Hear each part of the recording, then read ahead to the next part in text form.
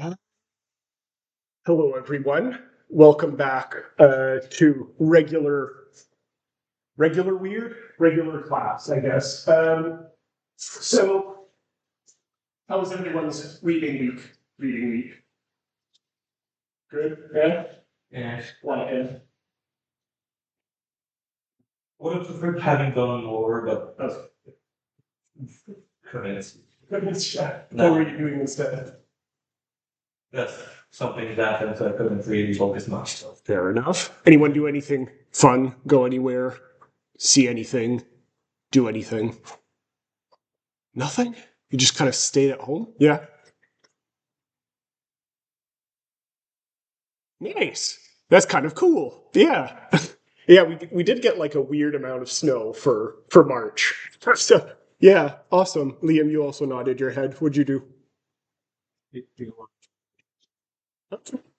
Cool. Yeah. Anyone else? Yeah, what'd you do? Okay, cool. Where'd you go to America? Okay, yeah. Did you go visit some family there? Is that it? Or oh, friends. Okay, cool. How long did you stay there? The whole week. Awesome. Nice. Yeah. How'd you feel about going back to the States? Warmer. Yeah, yeah, that's definitely true. As I mentioned in my message, I went to Philly. It was a weird thing to kind of have. It was less than an hour's plane ride away. Well, it was about an hour's plane ride away from here, and yet there was like 10 degrees difference between Montreal and Philadelphia. It was kind of nice, but that was all that was nice about Philly. Not a great city in general. I don't know. Do you agree? Have you ever been to Philly? Yeah, that's fair. It's entirely reasonable. Okay, so plans for today's class.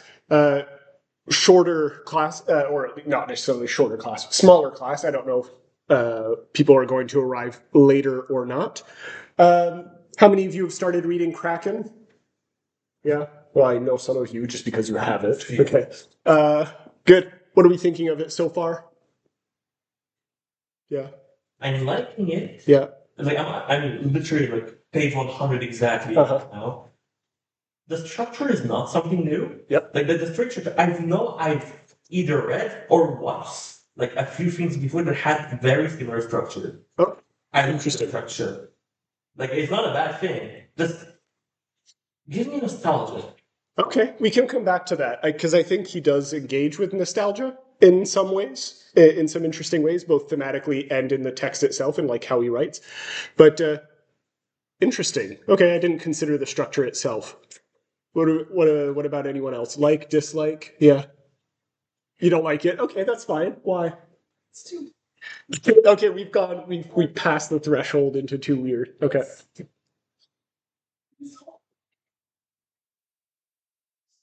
I just don't care. Yeah, yeah. My question would be, uh-huh.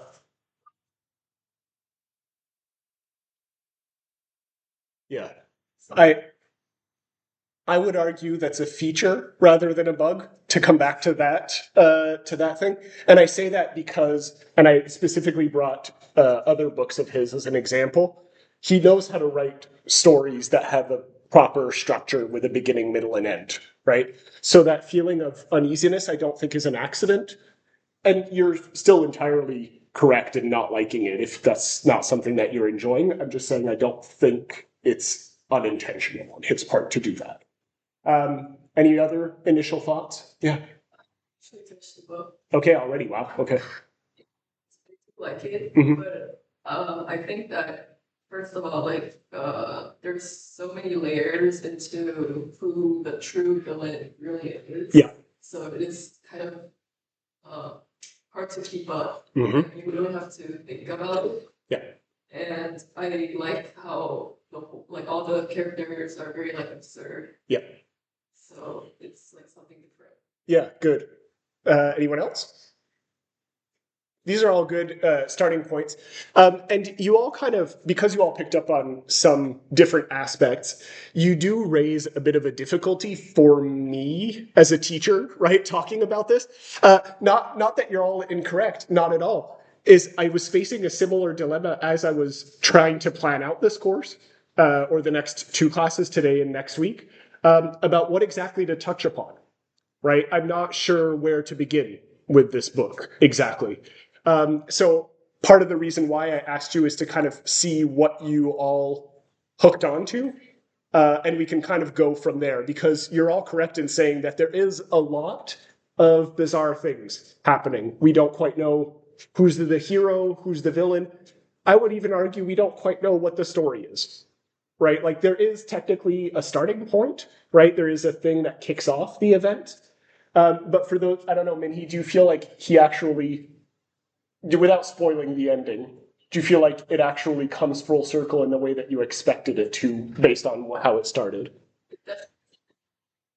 How you expected it. Yeah, exactly. Right. So even the ending, it just kind of, it seemingly goes off the rails. And I think this is one of those books that if you don't necessarily pay attention to how it's being built, and even if you do pay attention to how it's being built and storied, it is very easy, I think, as Maimuna, you were bringing up, to lose track a bit of where it's going. And again, that's entirely up to you to decide if that's a good or a bad thing, or why he does it. Okay. So what I was planning on talking about today is, of course, a little bit on categorizing perhaps this text.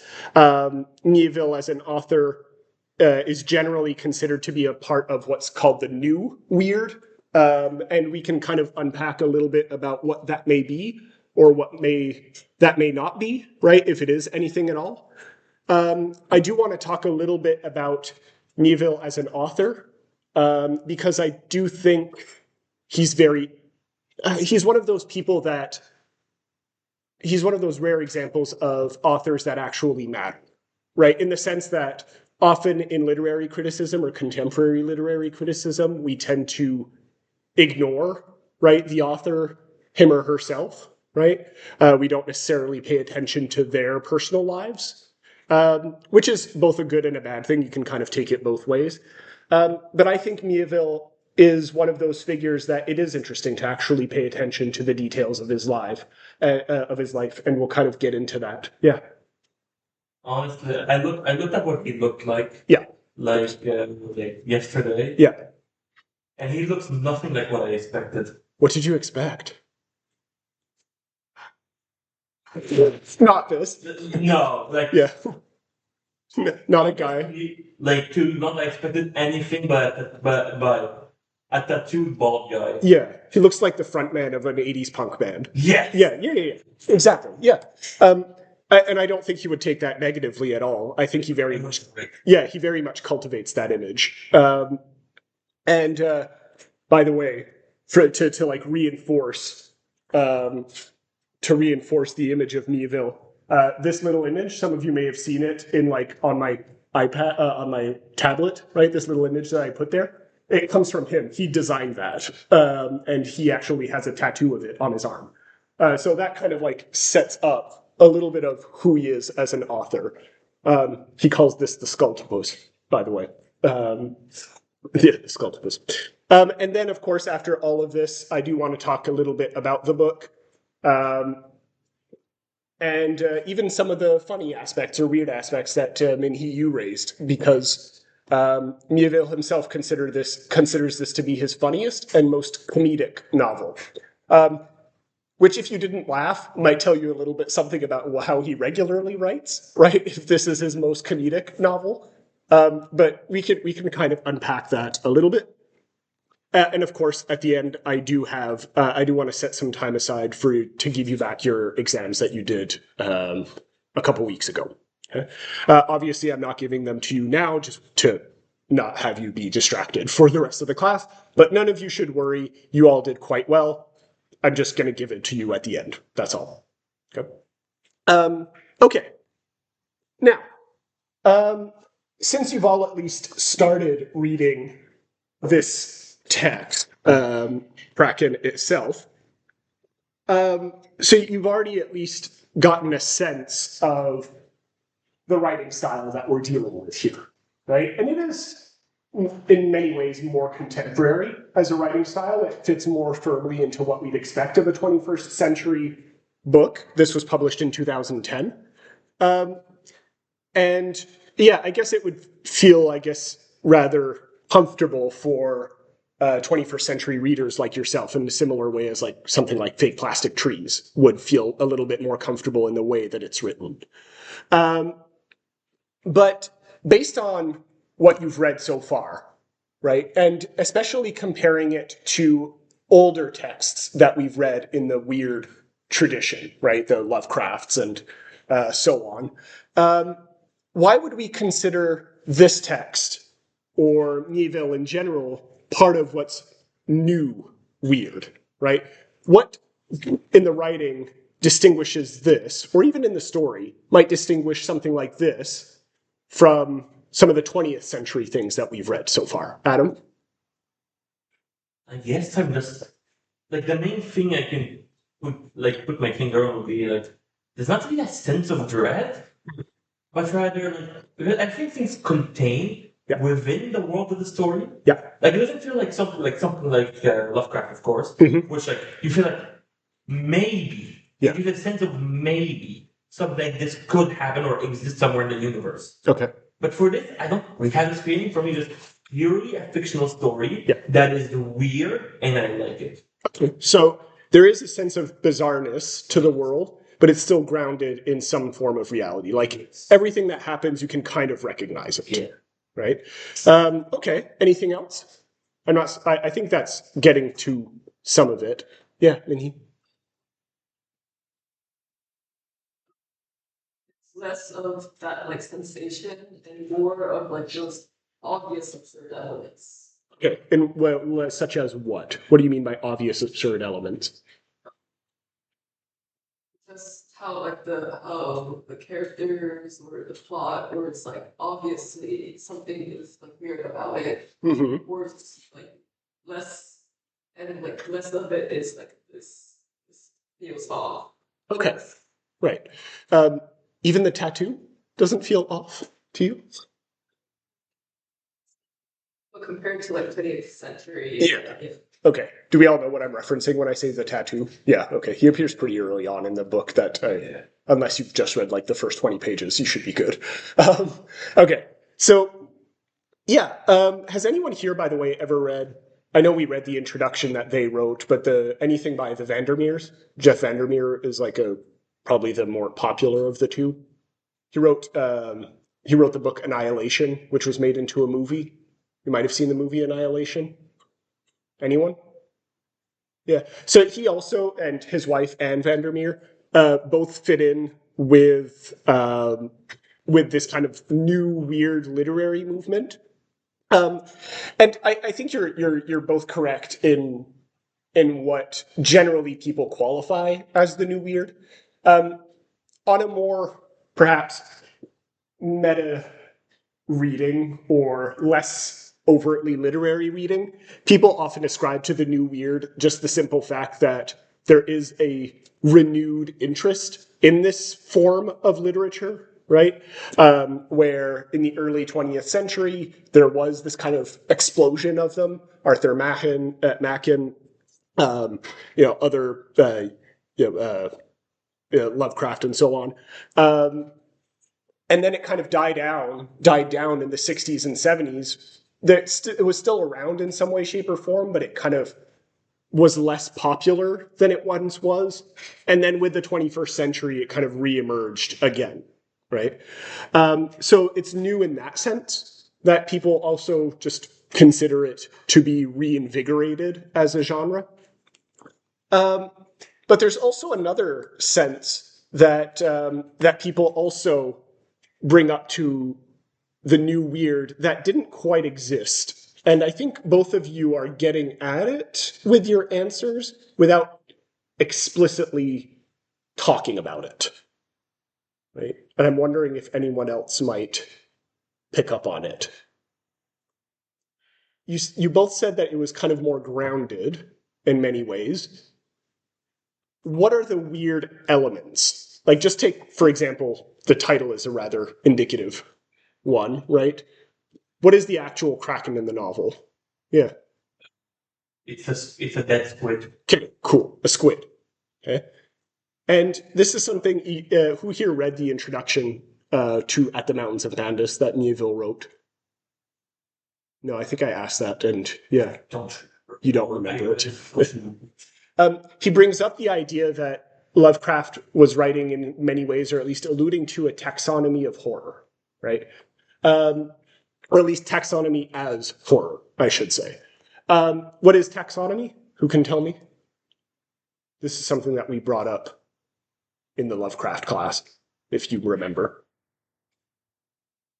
Do you remember taxonomy, what that means? The science of classifying something. Yeah. Yeah, exactly. It's the science of categorization, right? And the key word here is it's a science. Okay. I don't think it's an accident here that the main character is a museum curator at a science museum. Okay.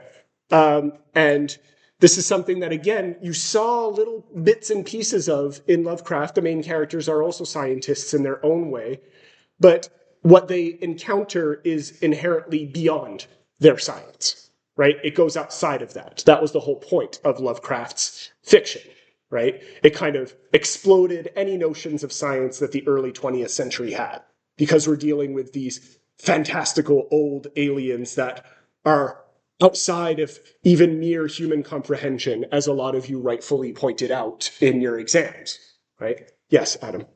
Wait, then, what we were talking about, like, the point we didn't forget at, Yeah. would be like the familiarity Yeah. of like the setting.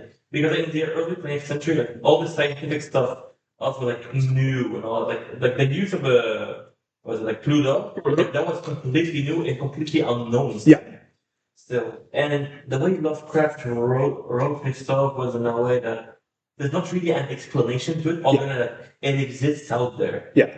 But Kraken, to know, feels they're just expanding in their own way on like already known scientific things. Yes. Like the squid and its Latin name, like that's actually important for like what it is. So it's something like related to familiarity. Yes. Science is weird. Yeah. Right? Like, and again, that's not me saying like, oh, I'm anti-scientific or anything like that. That's not what I'm getting at all, right? But there is something inherently bizarre about everyday life, right? I'm thinking of a quote here that I forget who actually said it, so I might appear insane for a second. Oh, shoot. I want to say it's Tennyson, but it's not Tennyson. Someone else. It was some other poet who said it, where, life is a series of miracles, and they've become so everyday that we just completely ignore them anymore, right? But that's, I think, what Miéville is getting at, and the New Weird in general is getting at with its approach to science, right? It's bringing the wonder back to it in many ways and saying, there is a lot about this world that is absolutely bizarre, and we can understand it scientifically, but that doesn't remove from its inherent bizarreness. Okay? And that's, I think, quite interesting, right, as a concept to think about. And this is something I think we can continue to think about, and then I saw your hand, we can continue to think about throughout the rest of the semester, right? You'll see this, I think it's not next week because we're continuing Kraken, but in 2 weeks we're going to be addressing Angela Carter. And is it next? No, it's not. Octavia Butler's in 4 weeks, something like that. They also get at this sense, right? That the scientific can also be a source of weird without going beyond necessarily the comprehension of human nature. Yes, Adam. Was it Hans Christian Andersen? Yes. Yeah. Yes. Thank you. Writer of fairy tales, of course, Hans Christian Andersen, famously. So yeah, absolutely. He would know what he's talking about in this case. He literally wrote magical fairy stories. And that's what he kind of meant in the use of the term miraculous, right? Not in the religious sense, that's not what he meant, but that like literally it is a mathematical miracle that any of us are here today, right? We've discussed this in class before. But scientifically, it is purely, actually, and reasonably understandable, right? Like the series of evolutions that made it so that we're all here today is perfectly understandable in science, but it doesn't make it any less fascinating to think about. Yeah, does this make sense to people? Do you agree? Or do you think like, no, we should dissociate science and weirdness or fantasy? Yeah. Or do you not care? It's also fine. Okay. One of the things that I have a lot of images today, mostly because I couldn't decide which one to use. So we're just going to look at a bunch of them. But this is something that I think kind of proves the point that I was getting at, without necessarily looking at the caption, unless you already did. Who can tell me what this is? Yeah. Overgrown moss? I don't know. You don't know? Yeah. It's fungus? Yeah. It is like it is a moss that's found in this case in Chile. In the desert. It just grows in the desert. But it looks, when I first saw this, I was like, this is a photoshopped image of slime. Right? Like this is the first thing that came into my mind, right? And it does kind of get at what I'm talking about, which is in the 21st century, especially in like the highly digital world that we live in, where every day we hear some new horror story about AI or whatever the fuck, right? We just tend to assume that a lot of things that are interesting and bizarre and out of place might be manipulated digitally, right? And yet, this thing exists as you see it just south of us. Right, just south of us. It's still like thousands of kilometers away, but still, you get what I mean, right? On the same continent. And this is actually a picture from a book that I have at home called The Oldest Living Things in the World, right? Which was a series of photographs that was taken by an American photographer called Rachel Sussman. And her whole book is about but exactly as it says, right? The oldest living things in the world, where she photographs things like baobab trees, which are thousands of years old, or Californian redwoods, algae that's been around since Julius Caesar was emperor, right? Just these incredible living beings that are the real great old ones, right? Like to bring it back full circle to this class, right? The whole point of the new weird is to say you don't actually need to think of like these fantastical squid creatures. Okay? There are literally things that are thousands of years old right here, right? And that's kind of fascinating. Right? That's kind of awesome, or at least I find it awesome. Right? I find it kind of cool. What I really like about this, and this is like what made it, is just like how like different one area is from another. It goes like from pure Hulk green to sand, right? And it creates this clash that is, to return to the terms of our class, right, rather uncanny. It doesn't fit with what we would expect of moss, right? Which, if we look up an image of moss, it's like something that grows on a dead tree or anything like that, rather than a fully formed living being that exists in a Chilean desert. Okay. Anything else we want to add to that? Okay, cool. I just want to look here. Yeah. This was another, there was another image. Here we go. Open image in new tab. Right, this is another one of the baobabs that, This one is in South Africa, but has anyone actually ever seen a baobab in real life? This is probably one that you would have seen if any of you have been to Western Africa or South Africa. A baobab. No. Okay. If you do have a chance to go to Western Africa or South Africa, where this one is, I do recommend actually going to see these types of trees in real life. It is an experience, right? They are exactly as they are pretty much as big as the picture indicates. Here, I saw one in real life when I went to Senegal, and I arrived. Yeah, just to give you a sense of scale, I was about here, right? Like the top of my head is more or less here, right? To give you a sense of scale. And I'm a pretty tall guy, right? I'm like 6'3". So imagine, right, this massive, massive thing, the size of a building next to you that's thousands of years old, right? Specifically this one, yes, 2000 as well. But I know there are some others that are perhaps older or who have been older. This is something that for those of you who are in the reading fiction class, you might actually, are you doing In the Company of Men in the reading fiction class? No, not yet, I know. But I think you're also doing it, if whoever's taking the post-colonial class, I think you're also doing In the Company of Men. But the baobab comes up, and one of the things that they mention in that book is the tradition of the griot, right, which is a traditional storyteller in many African cultures, especially West African cultures.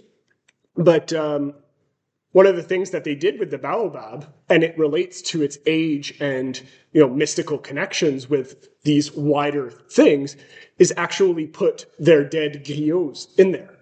Right? So it was like a burial site for storytellers. And so some of these old trees, actually you can find them still with skulls inside, right? Which is simultaneously a very creepy thing to see and experience in real life, but does get at the heart of what we're talking about here, right? This connection between an all too natural, gnarly thing that's extending into space and time by being thousands of years old, and coming into full contact with the pure mortality of human experience. Right? And I think this is something, to bring it back to today's class, that Kraken gets at in some way, shape, or form. Right? Even if it's not addressed directly, I do think he engages with this idea in interesting ways. Okay? And we can come back to this. To give you a hint, consider where the actual squid is kept at the start, right? In what state the squid is in, okay, before it gets stolen. Okay, maybe that will give you a hint as to what exactly I'm getting at here. Okay, I've shown you enough images of old stuff. Let's see. Does anyone have any questions or things that they want to add about the new weird before we get into Miéville himself?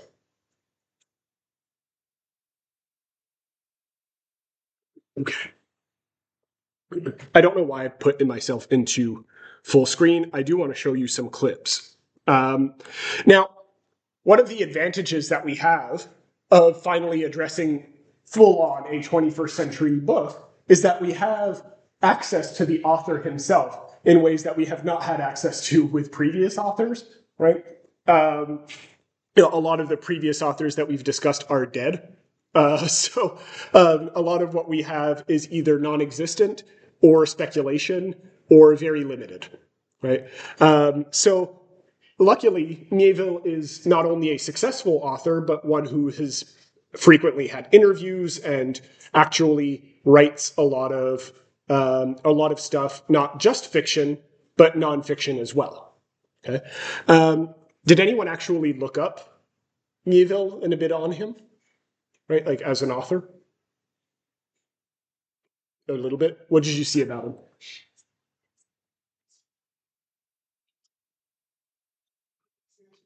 Yes. That's what I saw because I was looking at the movies on Goodreads.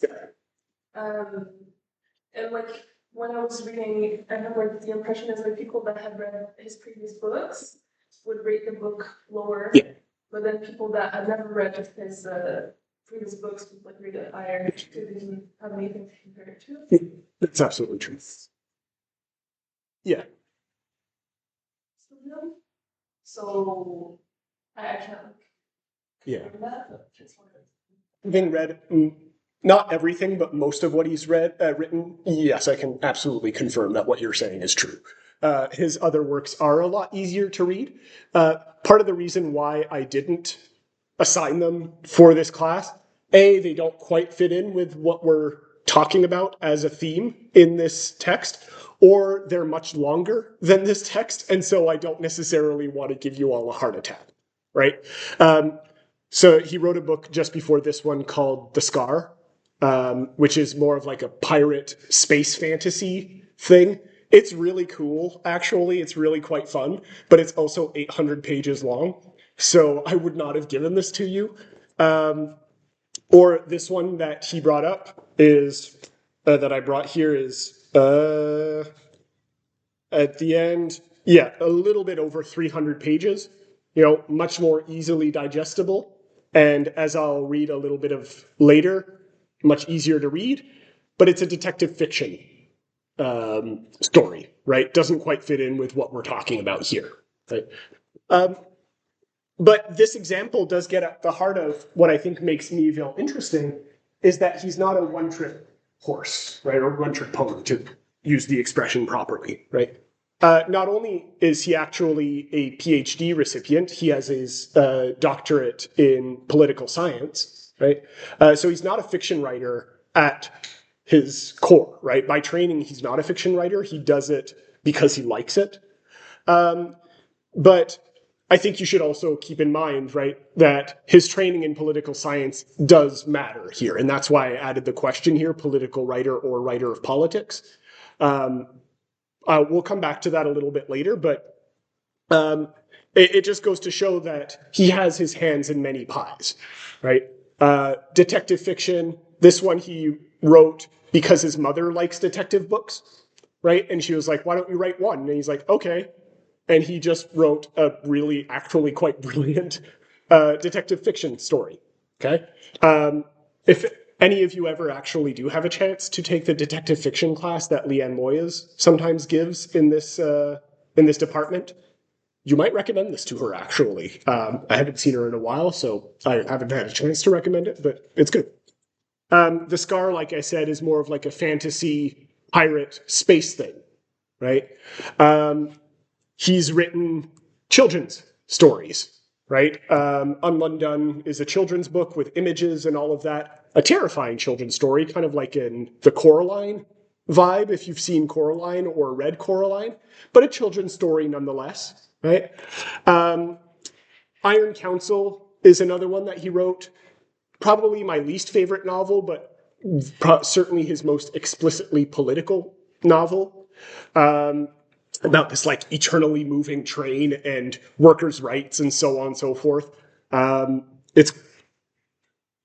It's bizarre in a different way. This Kraken is bizarre. I don't know how else to explain it.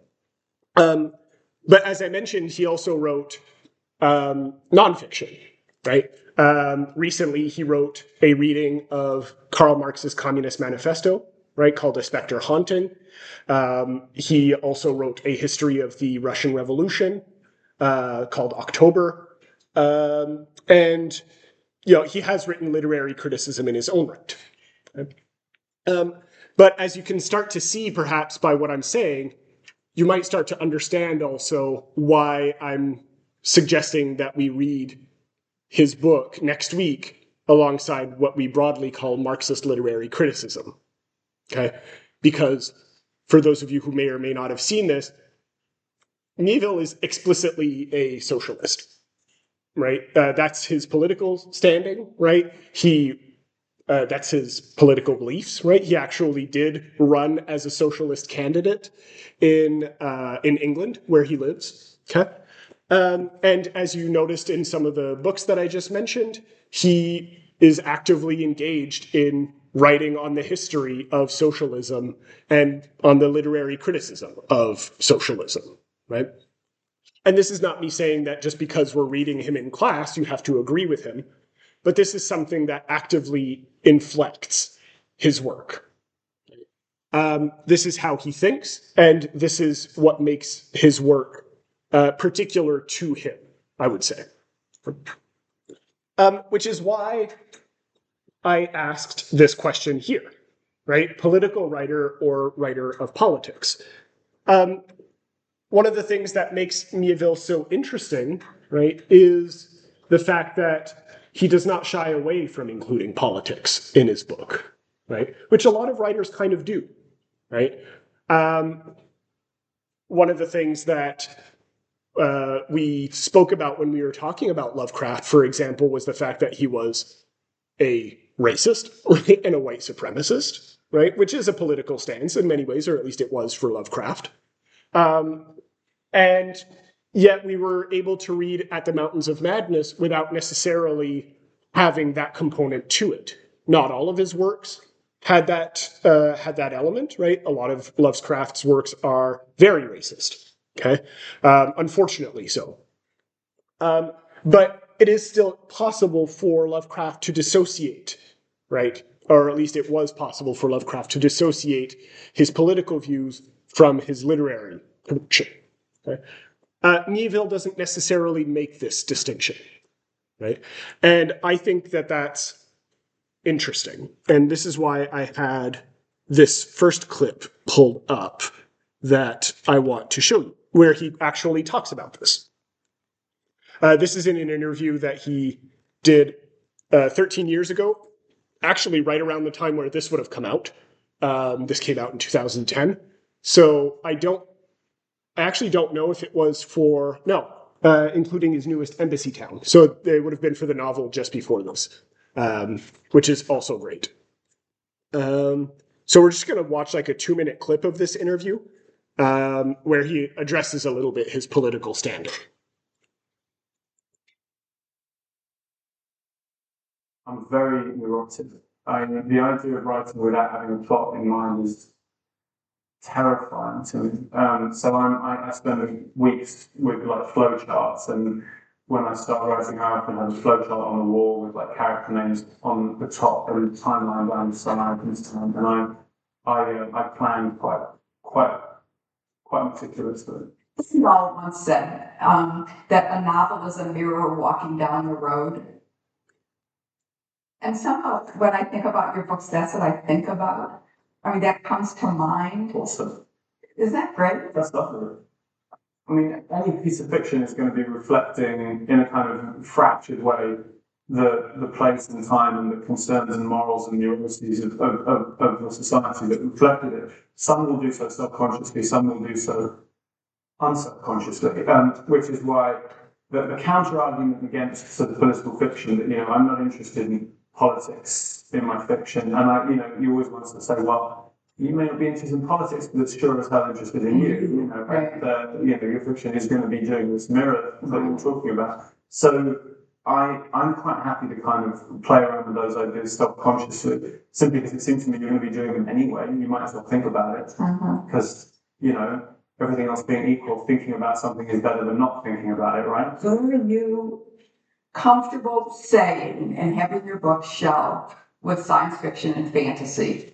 Or do you think that possibly means that many people who would love your books are not going to find them there?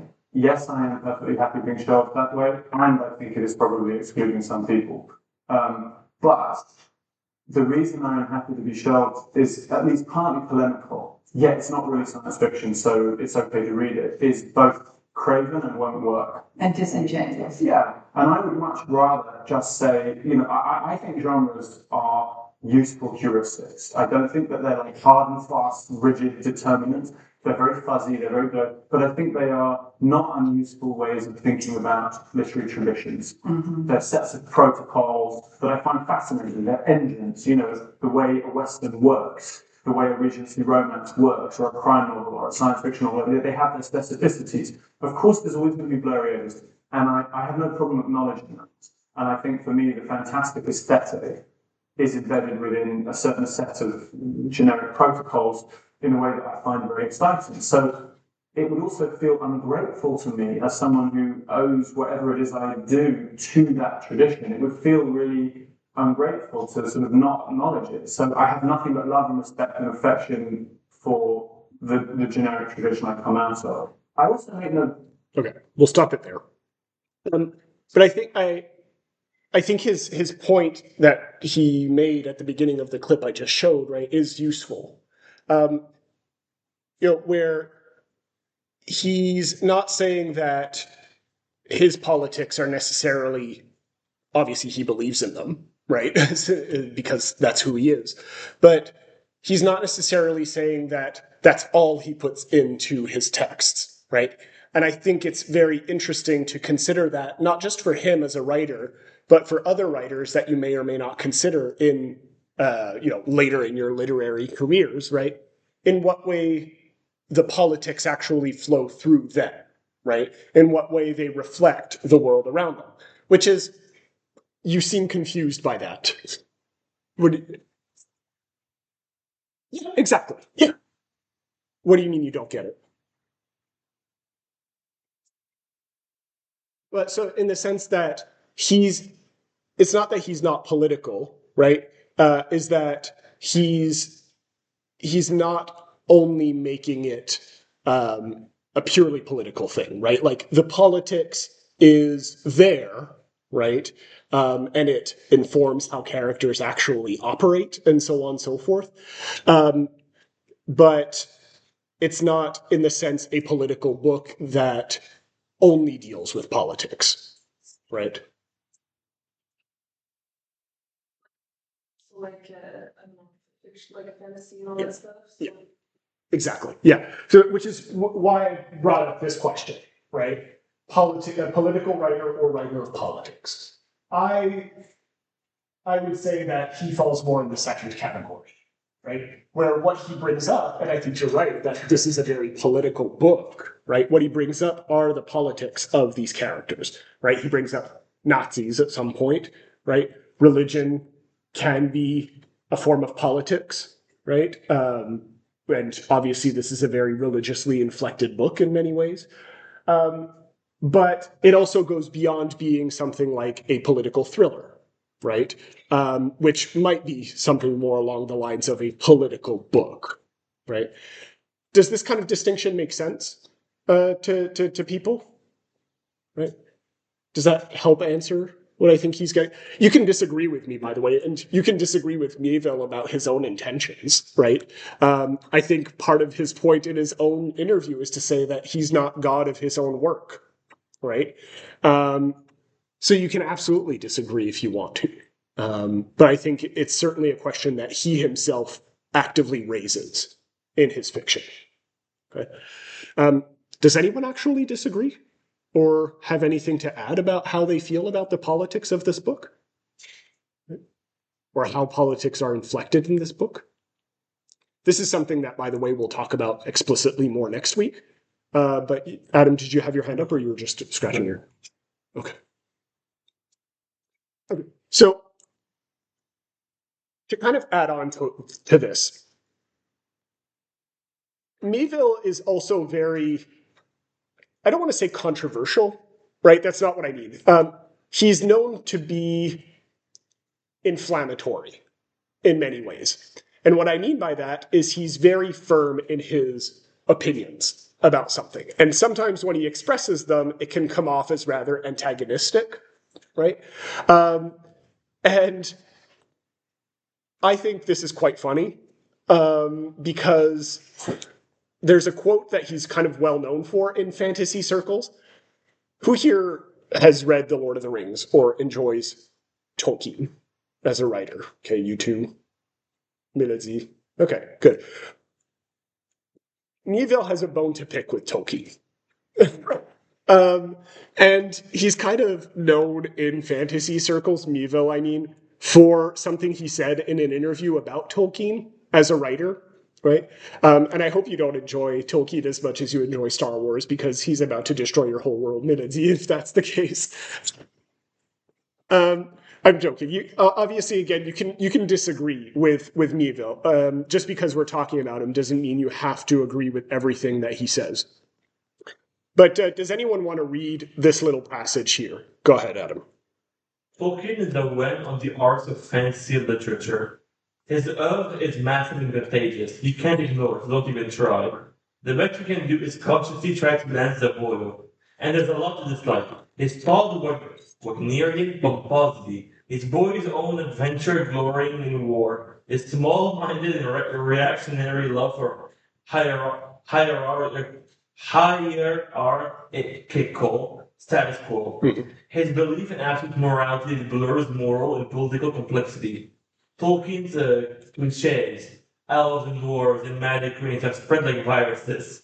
Here, the function of fantasy was consolation, thereby making an article of policy that a fancy writers could mollycoddle the reader. Okay. So, first of all, what does mollycoddle mean when he says that? Pepper. Yeah, pamper the Yeah. reader. Good.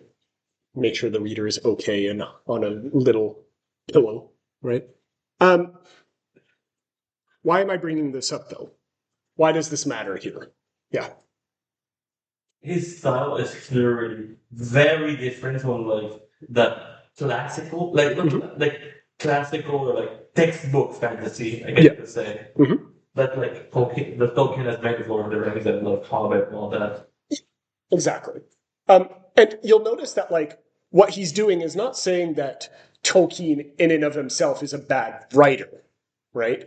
Like he acknowledges that he had an influence on fantasy, right? What he's saying is that it's too much, and that in and of himself, Tolkien, to come back to the idea of politics that we're bringing up here, right? Tolkien, I think Miéville thinks that Tolkien wasn't aware of his own politics when he was writing his fantasy, right?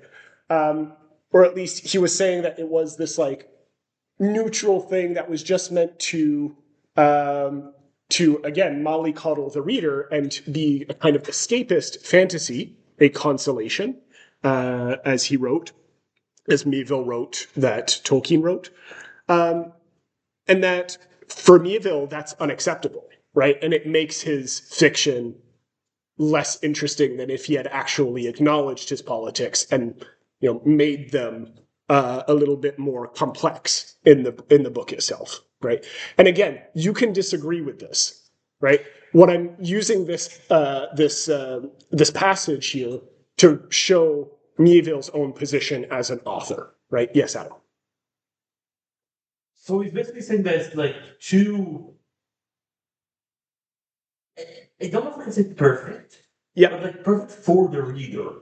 Where it's pretty much it encapsulates everything like someone would think a fantasy should look like. Yeah. Like escape. Like I get what he's saying. I wouldn't say he's even wrong. Okay. It is everywhere. Like it's literally everywhere. Like you can look. Yeah. So yeah, I can't say he's wrong, but yeah. But what? Like. I mean, it doesn't change anything for me. Like, I still like fantasy as a Tolkien and stuff like that. Oh yeah. It's just a perspective. Like, I can't say it's wrong. Can't even agree with it. Yeah.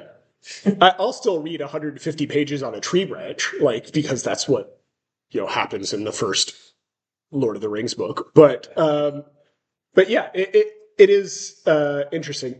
Does anyone disagree with this, right, or want to like argue perhaps with a person that's not here right now, with two people that are not here right now? Do we kind of get what he's getting at? You look like you're about to explode. Go for it. Yeah. I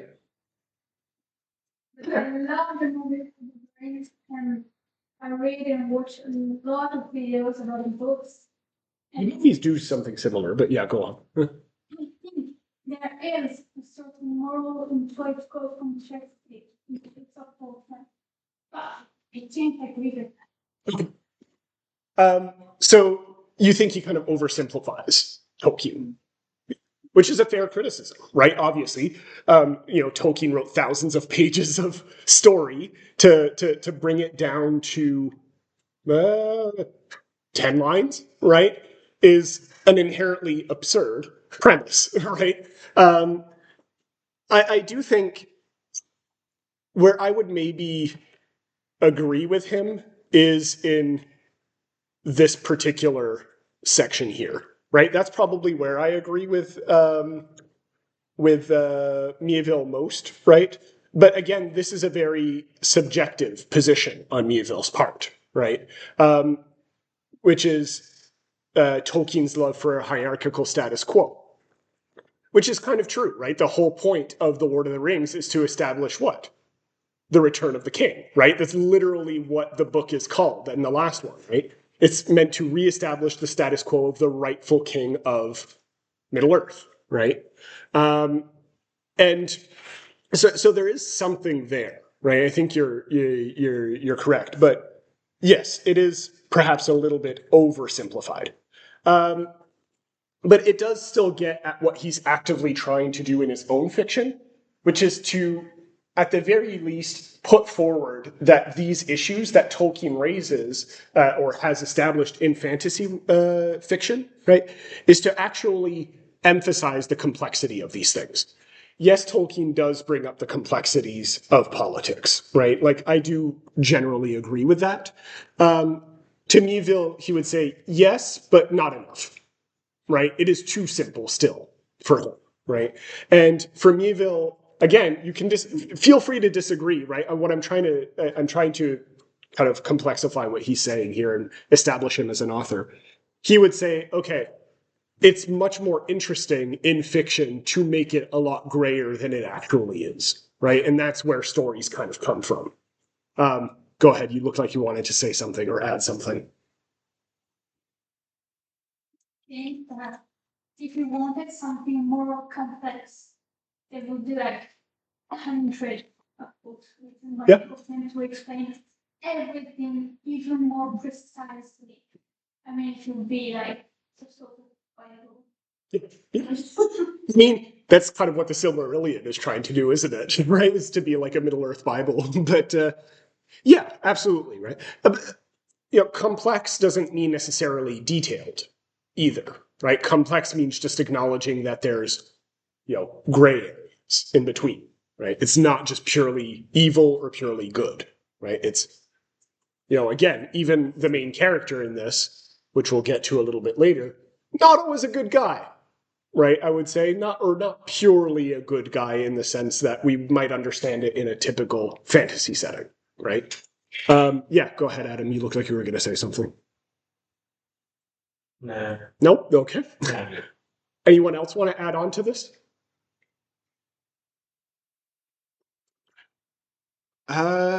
Was there anything that I wanted to add before we did anything else? No, because the rest I wanted to talk about. Yeah, that was the Tolkien quote. Okay. There was, however, let's see. I guess we'll end on this. Evil t-shirts.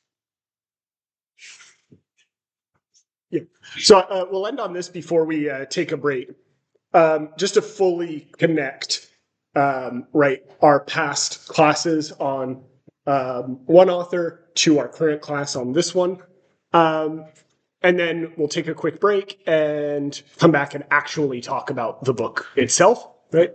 So this is Miéville on one of his favorite stories, right? And I think it also gets at perhaps his acknowledgement to delve into the uncomfortable, right? In the broadest sense of the term. It might be terror that I have very fast. What I like about this, like is not really the right verb. It is a hate-filled story, a very evil story. It's extraordinarily racist. It's deeply unpleasant, but it is a fascinating kind of fever dream of prejudice because it's Lovecraft striving with a kind of original, vertiginous horror, the kind of organic miscegenation and a filth that he perceives to be that he perceives to be at the root of New York's evil. And what he's basically talking about is people of color, minorities, and mixed relationships. Now, obviously, politically, this is the most repulsive, hate-filled, racist file, and it is a notorious story for that very reason, and a story that's a big embarrassment to a lot of blood has, quite rightly.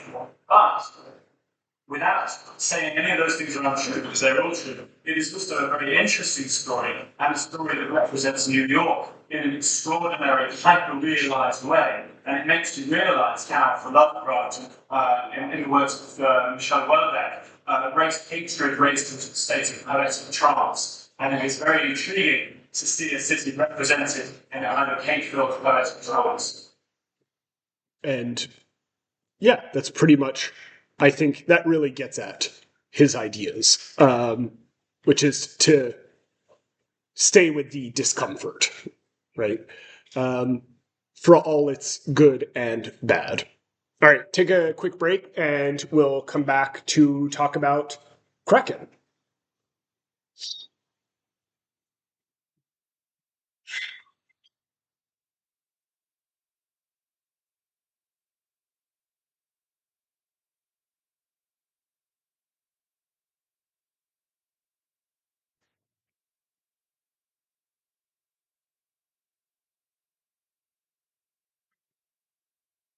Shall we get started again?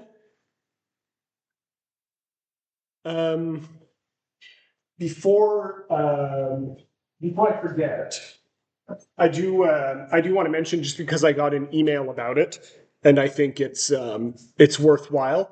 I'm sure you've gotten an email about it too, that the course evaluations are possible. Did you get an email about that? No?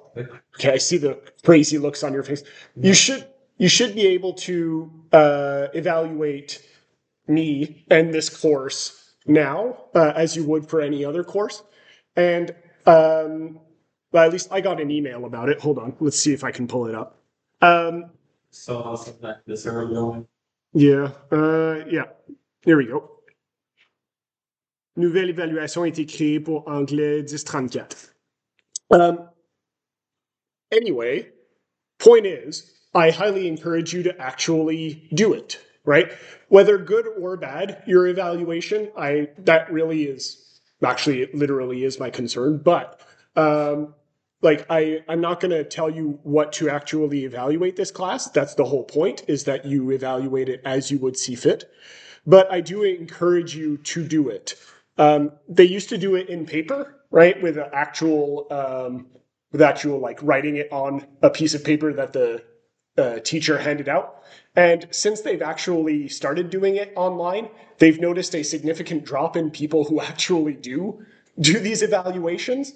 But they're really important because they actually help your teachers improve, right? We actually know what you like or dislike or anything like that. So I do encourage you. If you do actually do the evaluation, however, please be constructive in it. I once had a student, I don't know who that student is because it's all anonymous, say, good course, but I don't like his tattoo, which is the worst kind of criticism that you can give. Which, like, okay, good for you, I guess, but doesn't really help me. So yeah, just be, constructive in any criticism that you give. Okay. Yeah, because I often wear long sleeve shirts, but yes, I have a tattoo on my arm. I have a tattoo. It's a monogram of the alphabet. It has every letter from A to Z and all numbers from 0 to 9 in one symbol. Yeah, because I'm not someone who wants like a million tattoos on my body, so I was like, let's have one tattoo that has a lot of different meanings in one, right? So that's what it was, and that's what that student inherently hated in my class, was my arm. Okay, so I was as I was thinking through our break, I was wondering once again where to kind of begin with this book, right? Do we start with the plot?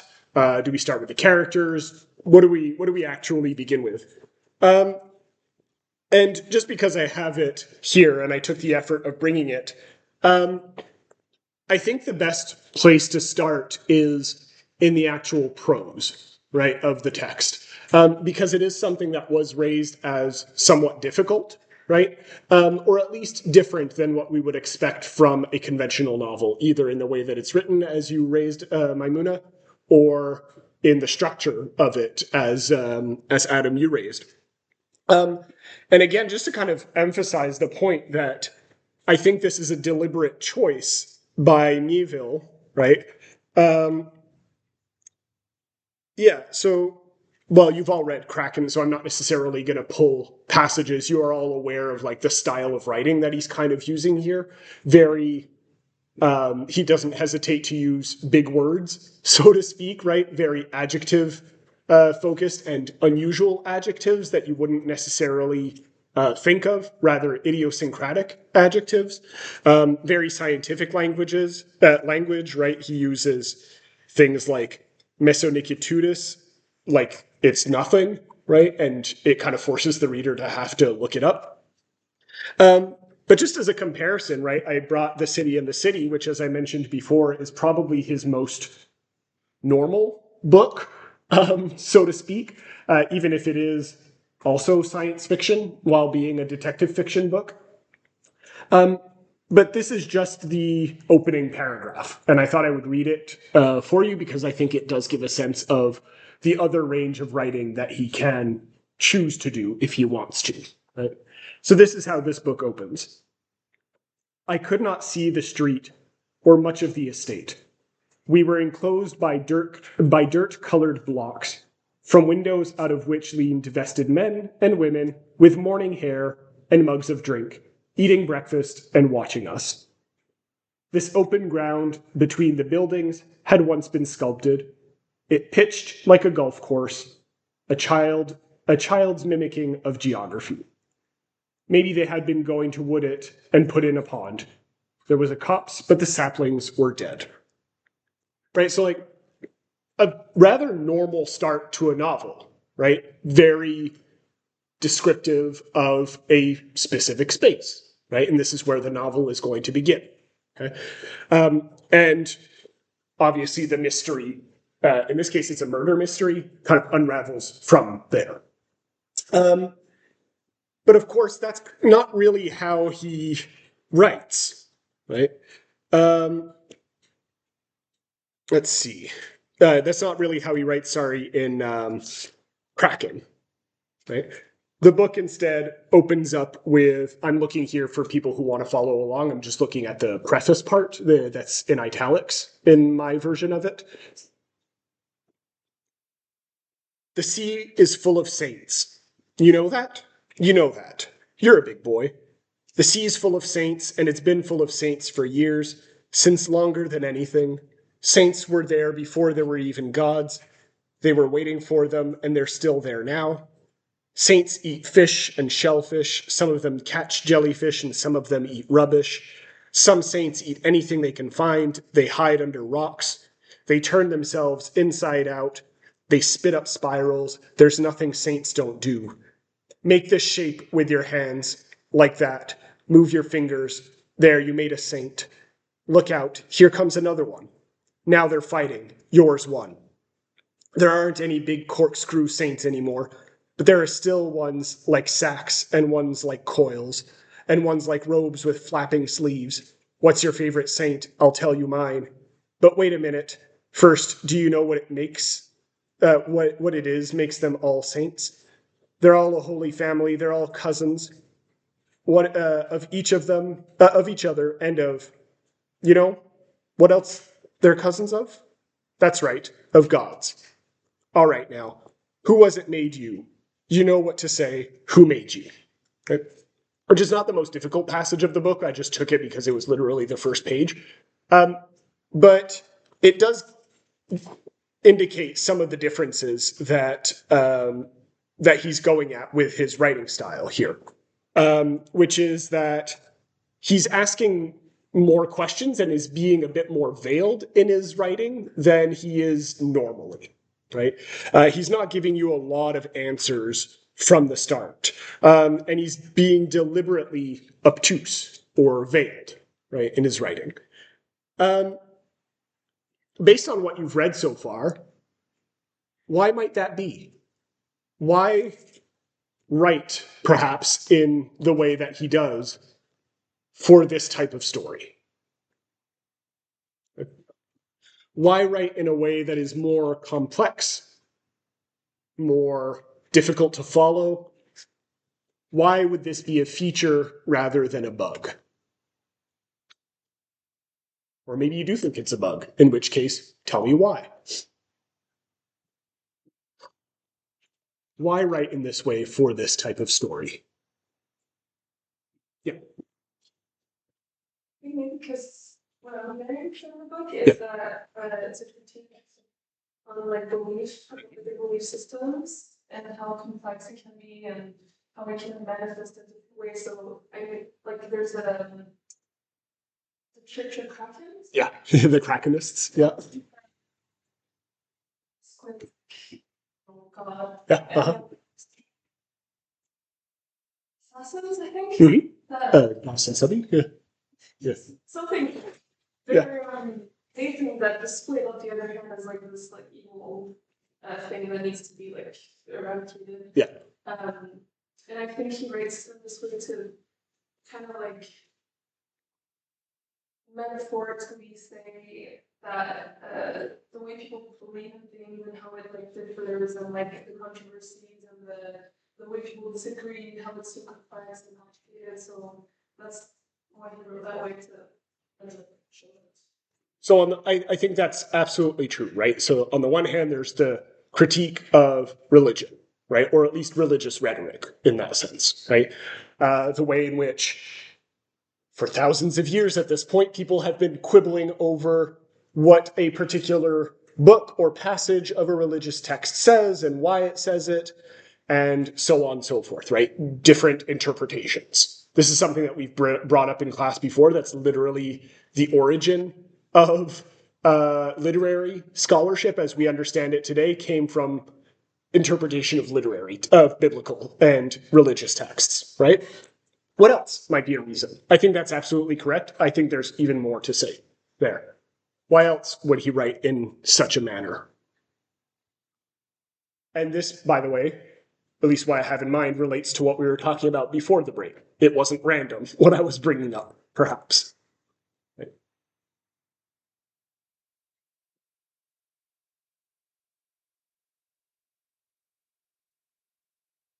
Yeah. You just say it again and hear. Why else would he write in this manner, right? Because there's the religious critique. I think that's absolutely true, right?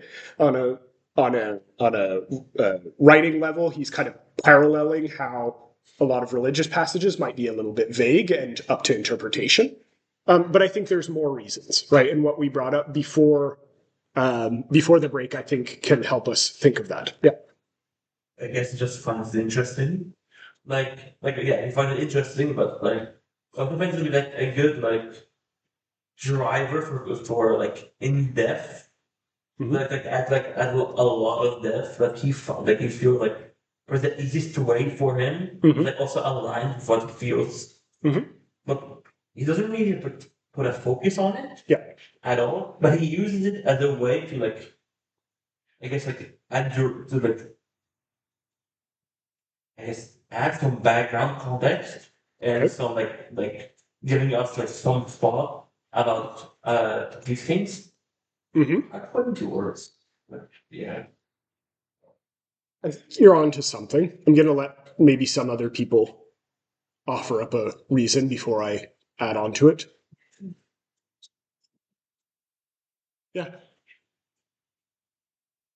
Because it's like more complex and it's difficult to follow, the readers have to like think about it more, which allows them to question like the familiar. So it kind of like next to like the your fiction. Yeah. Good. Right. So there's the active questioning of the reality of the story itself. Yeah, definitely. Anyone else? These are all really good so far. to bring it back to not just the reality of what we're talking about and the religious aspects and what, Adam, you were bringing up, right? This is something that we were talking about before with the new weird, is it's meant to be a little bit more grounded in reality, right? Is reality something easy to understand, though? No, right? And here's a really fun example. Not fun. Here's a really easy example, perhaps, right? Take any piece of news, right? Any piece of information. Open up BBC or whatever, the CBC, anything, right? Do you think we'll all have one interpretation of one same event? Do you think anything that happens in the world is going to happen the exact same way for everyone and everyone can agree on it at all times 100% of the time? No. Maybe sometimes, but rarely. Like, the odds of that happening are catastrophically slim, right? And I think in many ways he is channeling that uncertainty, right? How to actually grasp at the tangibility of the world in any kind of clear and significant way is extremely difficult to do, right? And maybe in a way that's not quite successful, right? Again, that's up to you to decide. Maybe you want to write a review on it, or maybe you can write your final essay on it. This is something that I think he's trying to do in the actual prose and in the actual writing of the story itself. Yeah, I don't know. Does anyone have anything else that we didn't bring up that they wanted to add about this before we move on to perhaps something else?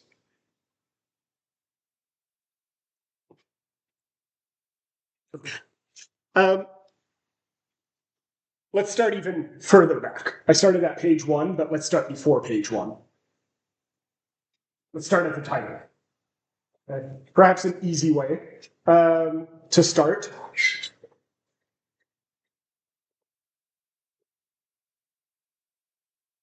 First of all, what do we think of when we think Kraken? Squid. Okay, squid. What else comes to mind when we think Kraken? I imagine some gigantic monster. Okay, gigantic monster. Fantastic. Yeah, good. Say more. What kind of gigantic monster? What's the idea behind this gigantic monster? Yeah. Big whirlpools. Big world. Yeah, in Pirates of the Caribbean style. Yes, okay, good. I hate that Pirates of the Caribbean has become the standard for Kraken stuff now. Yeah. What else? So big whirlpools, monsters, squids. Anything else? What does the Kraken do? Why does it do what it does? Yeah. Yeah. But the section itself, Mhm. if you were to ask somebody that doesn't really speak English, what's the past tense of crack? They would say crack it. Maybe, not Interesting. I never thought of it like that. Yeah. Oh, that's really cool. That would imply, though, that Kraken comes from English.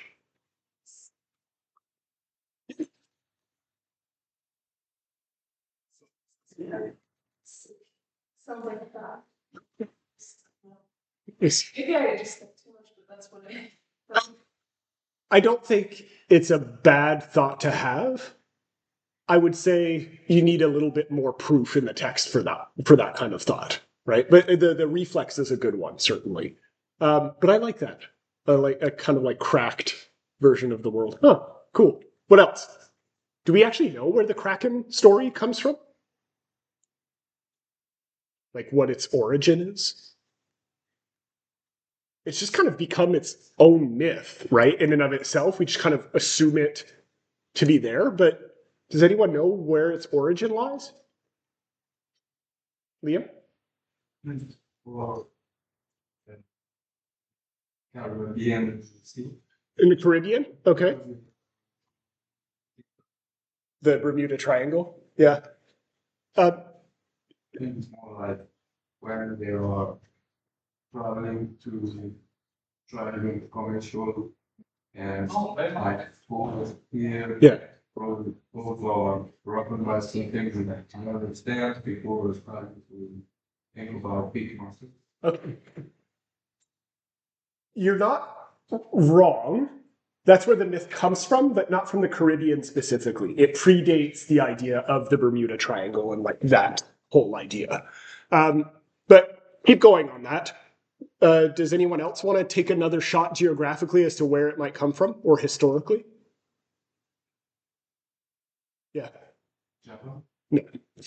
Although again, good, the whole squid thing. Yeah, it's a whole thing. But yeah, that would make sense. It's actually from Norway, of all places, right? And the original stories were ones that were told by sailors, right, and fishermen who needed or wanted some kind of story or explanation for why certain boats inexplicably sank, right, or sank due to some freak accident. As with any kind of myth, it's very difficult to know exactly where it comes from, mostly because these are just stories that were passed down without being written down themselves. But yeah, they come from Norwegian or maybe Icelandic, broadly speaking, sailors, right? And of course, this gets at the heart of what we were talking about before. This is a weird fantasy-like story that is inherently grounded in reality. Okay? Right? In the reality of the stories that it comes from, but also actual real world stuff. Right? Which is where my next question comes in. Does the Kraken exist? Which might seem like an odd question to ask. Yeah. I believe there is a little like giant squids, like far deep in the sea. Yeah. I don't know if it still exists or exists in the past, but it's the idea is based off those. Yeah. Yeah. So let's look at two things here. First, the myth. Okay.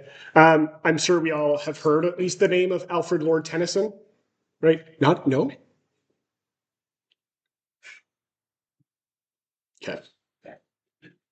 I'm not the hugest fan of Tennyson, but as literary students, you should at least read up a little bit on Tennyson. He's probably one of the most important poets of the 19th century and early 20th, but not early 20th since he died just before the 20th century, but he had a huge influence on the 20th century poets.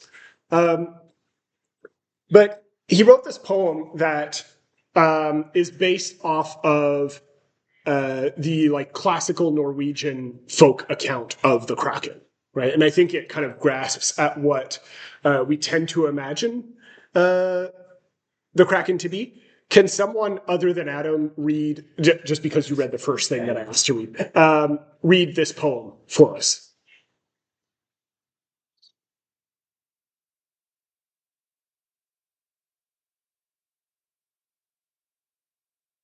Mia, read this poem for us, please.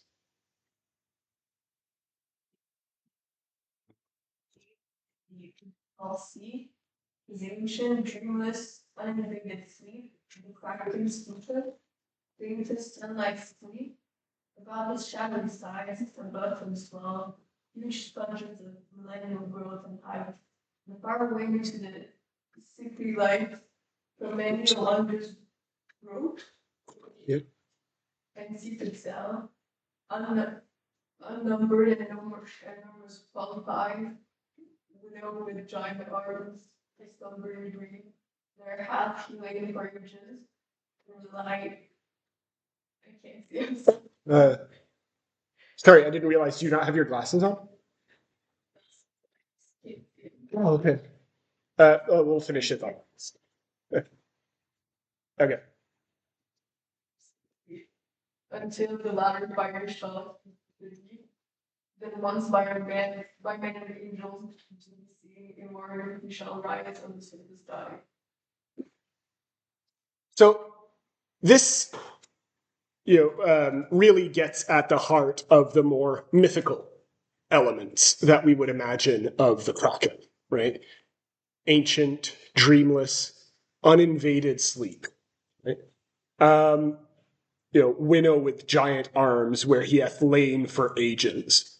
It's a bit weird that he's gendering it, but whatever. Until the latter fire shall heat the deep, then once by man and angels to be seen in roaring he shall rise and on the surface die, right? There's this sense of this godlike figure kind of rising from, in this case, he's referring to a kind of volcanic eruption that's kind of rising out with the Kraken, and, it's very apocalyptic in many ways. Which makes sense. Tennyson was a devout Catholic, and he tried to inflect a lot of his poems with that, which is why I'm not a huge fan of him. But at least in this case, he was, I think, rather interesting in his poem. Now, this is what a lot of people tended to imagine with the Kraken. Very mythical, this larger than life thing, and yet it kind of gets at the heart of the closest equivalent that we actually have of the Kraken, which is a giant squid, as Adam raised, which is one of those beings that does live in the abysmal sea. It does live quite old, and it has an uninvaded sleep, right? In the sense that it's uninvaded because we as humans have never really gone that deep, right? The only times that we've actually encountered giant squids are when they have come up from abysmal deeps and not us going down to get them, right? Just because humans are not actually physically capable of going down that deep, and I would argue are probably better off not going down that deep because that's just utterly terrifying. And yeah, probably all you'd encounter is just horrors. So it is kind of interesting that despite it being a rather mythical poem, it does get at a heart of truth, like a lot of myth does. Right? But, and this is where I come back to what I was, to my first point here that I wanted to talk about, which is Miéville's influence in the real world, or what he used in this time, in this novel, right, that's based in actual real life. And there's two things that actually indicate this to us. First of all, where is it? If you go into if you have a physical copy, it's in the acknowledgements, right? By the way, it may seem like the type of thing that you shouldn't read. Acknowledgements give you a surprising amount of information, by the way, about books, if they're written properly. Right? But the second paragraph of the acknowledgements do kind of indicate to us how this is based in some form of reality. The Natural History Museum and Darwin Center are, of course, real places, the latter containing a real Architeuthis. But the questionable versions depicted here are entirely my responsibility. So what he's saying is, of course, chaos Nazis are not a thing, right? Nazis are a thing, not the version that he's depicting here, right? And of course, there's no person with a speaking tattoo on his back that's running cults that are based around giant squids. But the giant squid itself is very real. Have any of you actually ever looked up pictures of giant squids? Or what they look like? Okay. Time for a 2-minute clip by the Natural History Museum. Okay. And then we'll actually get to the text a little bit more proper. The Falkland Islands from the fisheries department there to say some fishermen had been out fishing. They caught up their nets and found an enormous squid. When you're trying to preserve an enormous specimen, it's quite a big task. So I had to call in favours from curators all over the museum. I think it was between about 13 and 20 people at any time helping me. Such a rare and unusual specimen, I really wanted to get it right. I've been working here for over 40 years now, but it's still a very exciting job. Nature throws up surprises, we have to respond when a specimen becomes a variable? What Ollie actually did was slit the specimen along the stomach and inject chemicals right into the centre and sort of bathe the organs almost in formal saline. And this really helps to fix the specimen from stopping it rotting. It was brilliant because I'd never seen a complete giant squid before. It's pretty smelly. Giant squid have ammonia in their tissues, which is released when they die, and that smells a little bit like urine. So, yeah, it was a pretty grim day, but amazing to have preserved a specimen like this to put on display here at the museum. I think one of the most difficult challenges was finding a way of displaying the specimen. We really wanted people to be able to come in behind the scenes and see the giant squid. In the end, we ended up contacting Damien Hirst people and finding out who built their tanks for his kind of cows and sharks in formalin. And yeah, that's the company we ended up going with in the end. She's actually the largest wet preserved specimen that we've ever preserved here. She's 8.62 metres in length. We have over 80 million specimens here in the Natural History Museum, and over 20 million of those are kept here in the museum's spirit collection. Although the spirit collections are stored behind the scenes of the museum, they feel to us like quite the core of the collection. So it's exciting that members of the public can also look around the spirit collection. Where's the shot then?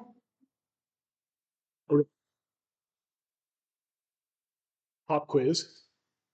Where does he actually, in the text, write something almost verbatim to what we just heard?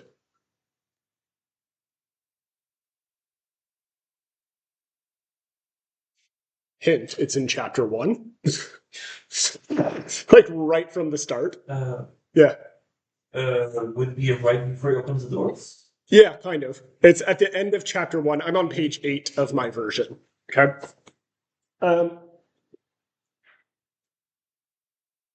Hey, we're finally in the text. 2 hours into this class. An hour and a half into this class. It's 8.6, end of page 8 for me. It's 8.62 meters long, Billy would say at last. Not the largest we've ever seen, but no tiddler either. The visitors would circle the glass. They found it in 2004, off the Falkland Islands. It's in a saline formalin mix. The tank was made by the same people that do the ones for Damien Hirst. You know, the one who put the shark in? The one he put the shark in? Any children would be leaning into the squid as close as they could get. Its eyes would have been 23 or 24 centimeters across, Billy would say. People would measure with their fingers, and children open their own eyes mimicry wide. Yeah, like plates, like dinner plates. He said it every time thinking of Hans Christian Andersen's dog. But it's very hard. I don't know why I suddenly became Irish for that one. It's very hard. It's very hard to keep eyes fresh. So they're gone. We injected it with the same stuff that's in the tank to stop it rotting from the inside. So, this is probably the last bit of reality that existed in this book, right? But it is, I think, rather interesting to consider, right? As a writer, he's starting off with something that is grounded in the real world, right? The Natural History Museum has a whole video about it. He basically plagiarized their video in order to like make a paragraph here. I'm being facetious here. It's not plagiarism, but yeah, and then he kind of lets his imagination run wild into what that actually implies. And you can kind of see that in the actual reality of the squid, right? On page 9, a little bit later, right? A little bit after where I stopped reading. Visions of an army of coils, 20,000 leagues, an axe fight against a blasphemy from the deep below, a predatory meat cylinder, rope limbs unrolling, finding a ship's rail with ghastly prehensility. It had been nothing like that. A giant squid on the surface was a weak, disoriented, moribund thing. Horrified by air, crushed by its own self, it had probably just wheezed through its siphon and palsied, a gel mass of dying. That did not matter. Its breach was hardly reducible to however it had actually been. And I think that's kind of a really I keep using interesting, worthwhile passage to stop on. Why? What's Miéville doing in this passage that kind of gets at the heart of what we've been addressing in this class so far? Think of where he starts. Visions of an army of coils, 20,000 leagues, and so on. And then he ends with, it was a moribund thing, that did not matter. Its breach was hardly reducible to however it had actually been. What does he do as an action in like those 2 paragraphs? Right? Kind of goes through some kind of process that I think as literary people should get your literature senses tingling. Reread the passage over again. What is he doing fundamentally?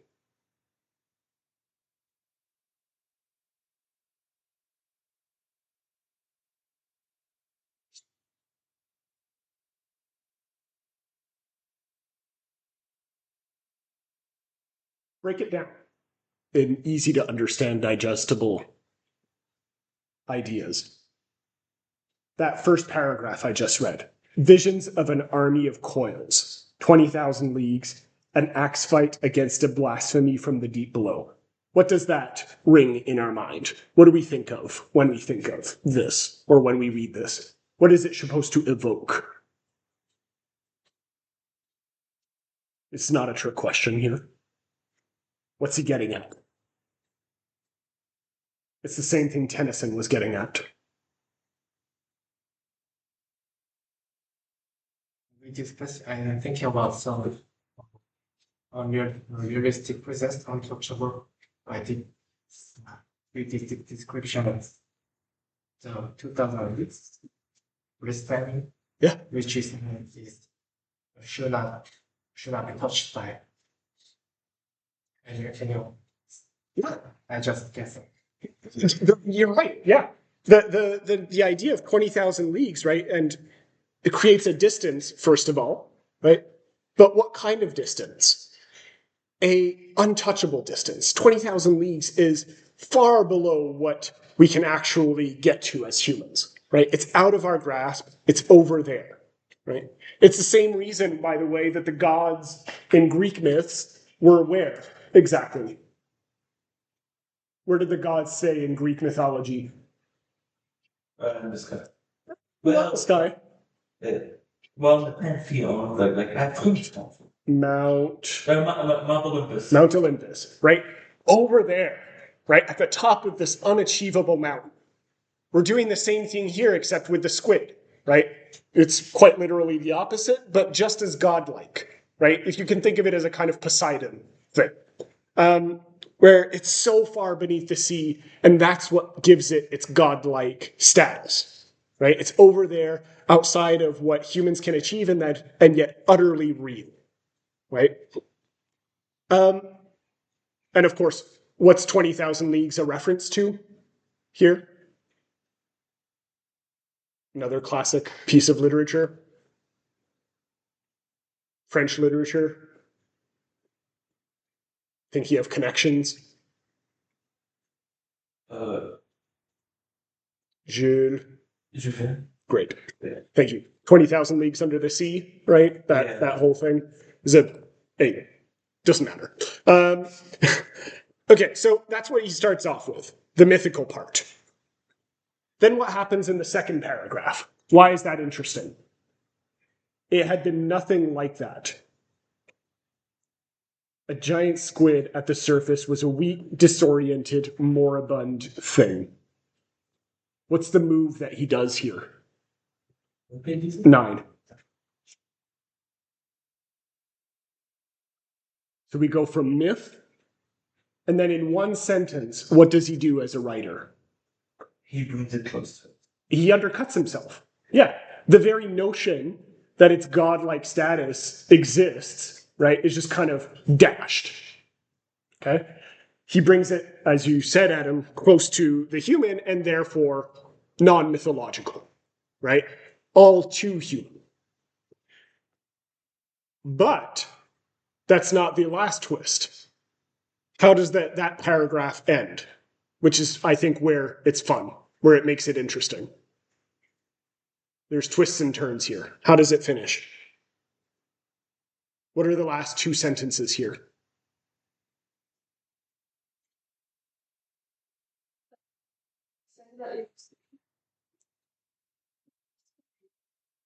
Where do you see this?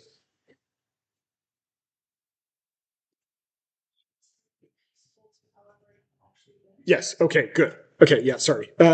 Yeah, so that did not matter, right? So think of it this way. Starts off with the myth, brings it close to humans, seems to undercut the myth, and then he opens up to the myth idea again.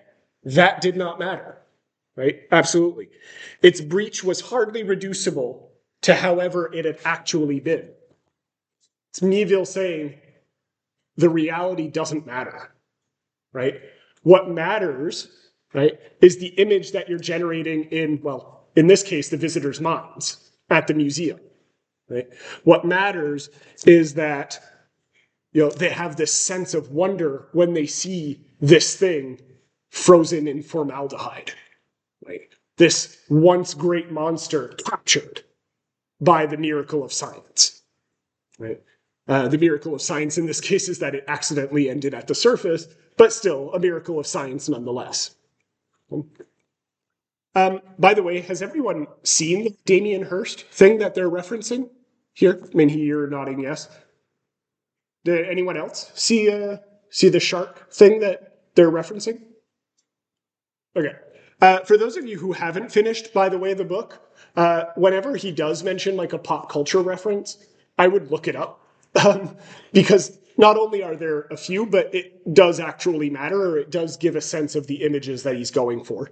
I had it up, and then I forgot to actually keep it up.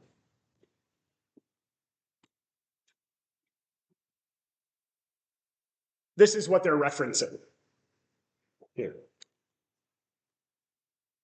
Let's see. Is there a better picture of this?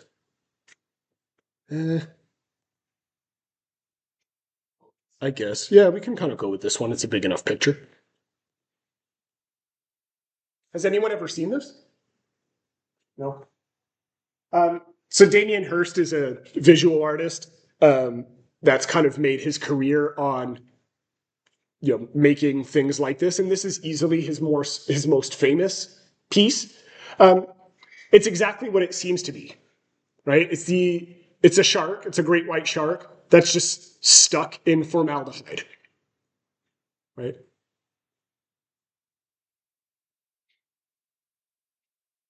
By the way, great white sharks, they can live for like really long time, right? If we don't hunt them, right? This is just another interesting fact. I think the oldest one is like 500 years old that they found or something like that.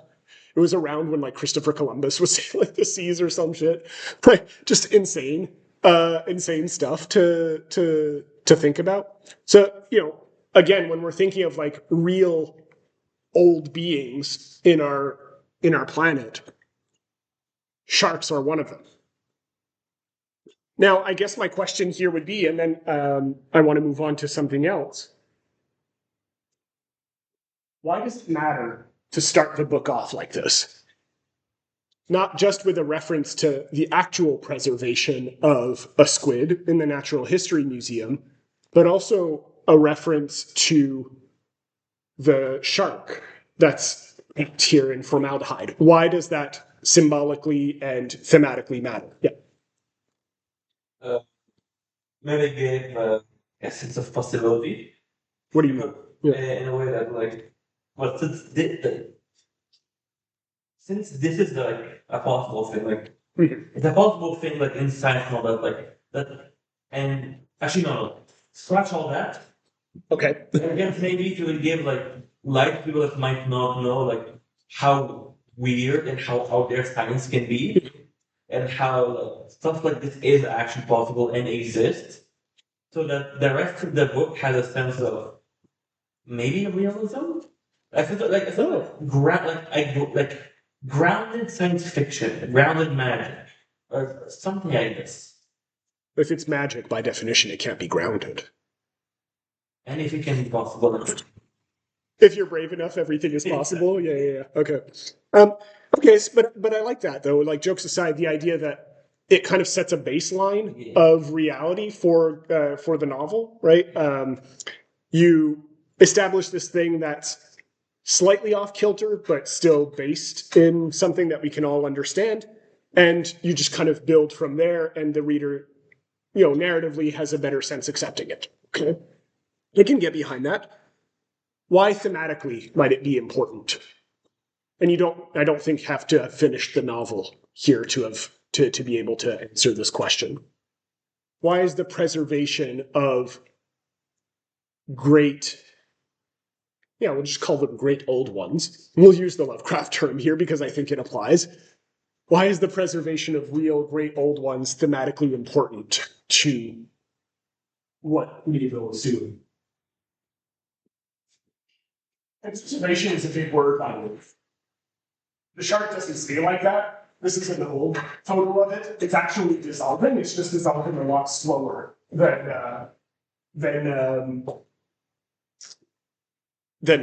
he would naturally than it would naturally if it had just like fallen to the bottom of the ocean. So there's actual decay. It's just going to take a lot longer. But why does it matter?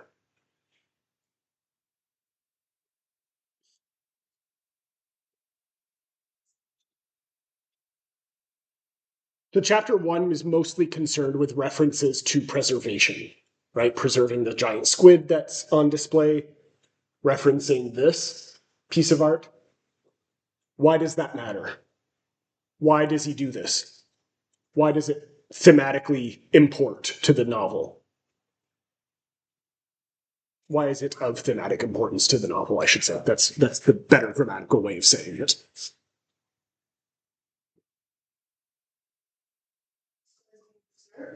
Yeah. I would say that the idea of preservation itself, I'm referencing here. Why does that matter? What is he getting at with the fact that humans would even want to preserve something like this? Yeah. Okay, say more.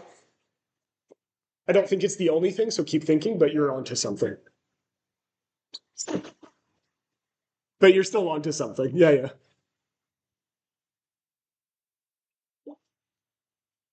It's not yet a religion. At the start of chapter 1, it has not. We don't know that it's a religious thing yet. But I think it sets that idea up, right? It is something that you see in a lot of religious symbolism, right? What's the major thing of Christianity, right? You get to live eternal life after death, right? That's the key thing. Or most Abrahamic religions actually do that, right? You die, but life goes on because you get to access the kingdom of heaven, except the kingdom of heaven doesn't exist. It's just a vat of formaldehyde, right? There's a poem for you. Heaven doesn't exist. It's just formaldehyde. Terrible poems. Right? But there is this idea of preservation in religion, right? I think absolutely you're getting at that. What else? Yeah. Serving something is that it has value to a certain degree. And like maybe he's like critiquing the way that they like treat you, like this thing, oh, this is like valuable, but like why? That's what it's trying to like push that like narrative of like why do you think this is important? And like what discussions are there? I have a hard time with this question. I don't know. You seem to have a hard time with this question. It's not an easy question to answer. So I think you're absolutely correct. There is, in a very real sense, the idea that we want to preserve what we hold dear, right? And you see this all the time. There's a T-shirt that you really like. You try to make it last as long as possible, right? Or there's I'm not particularly respectful of this book because it's a cheap paperback that I can just kind of like flip over on itself. But a really old book, you might want to preserve it a little bit more and pay attention to it, right? It's a collector's item or something like that. But I think you're getting at a good point, though. Very few people actually ask themselves the question of why, right? Why you would want to preserve this thing? Why do they preserve the Kraken?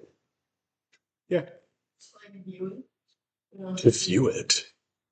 It's just cool.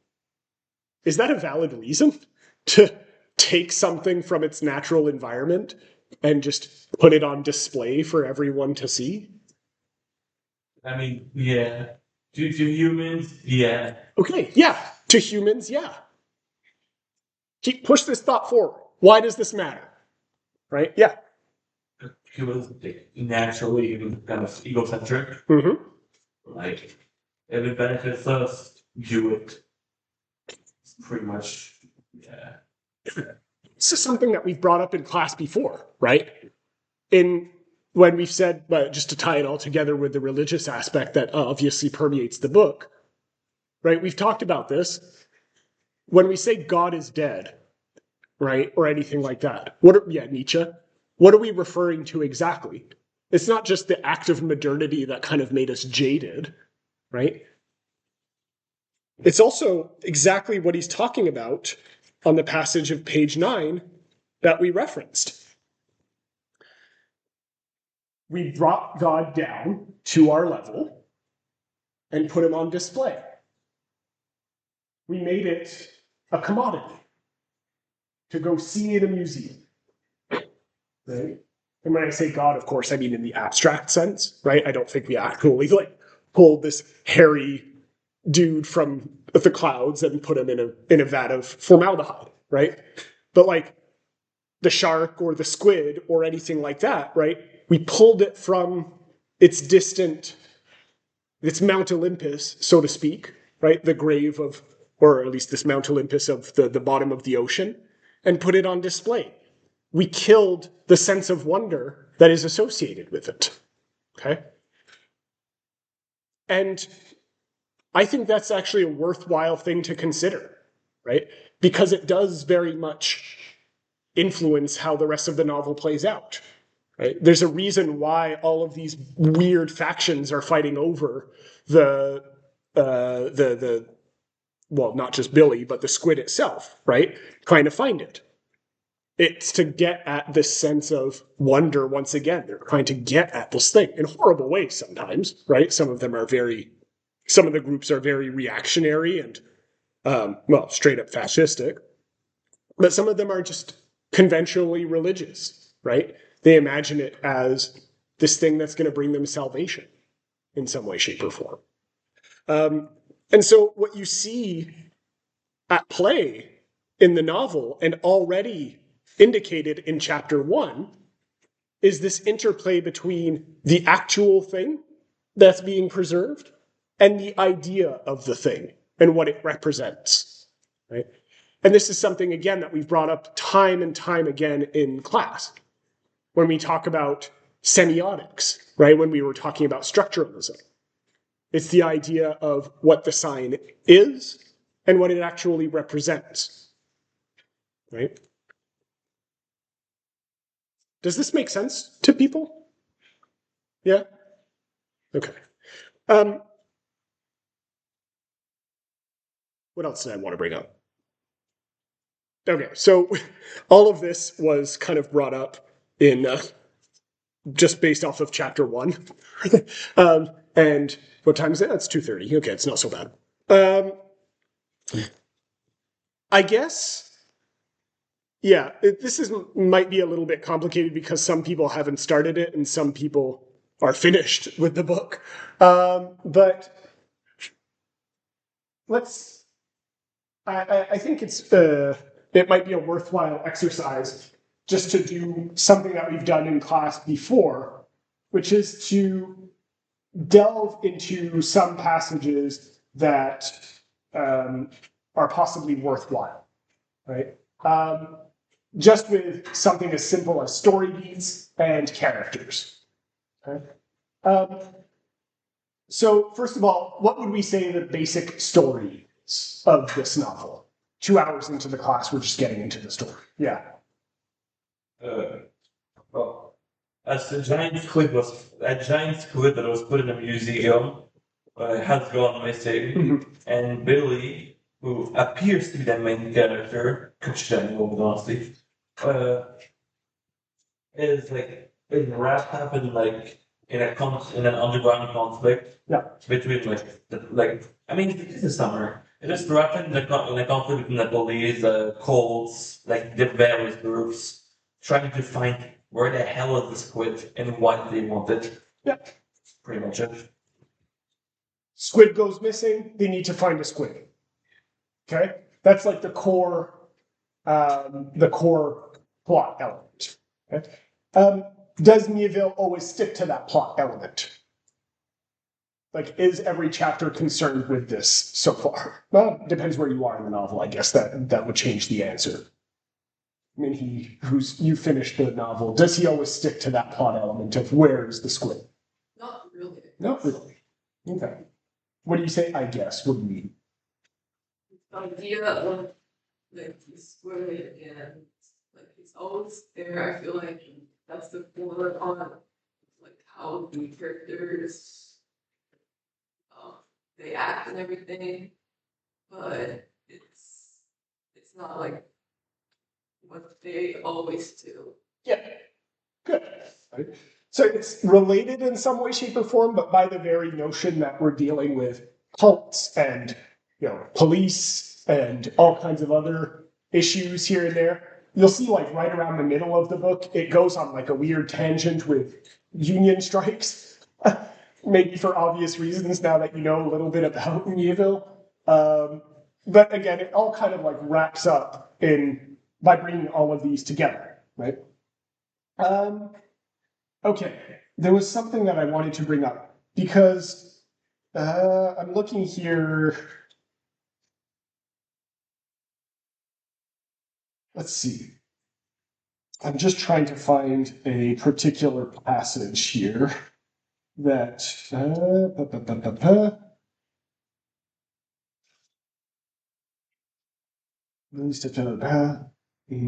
that's not what I'm. Again, this gets at the heart of like where to begin with the relation to fundamentally. Yeah, I guess. Where is it?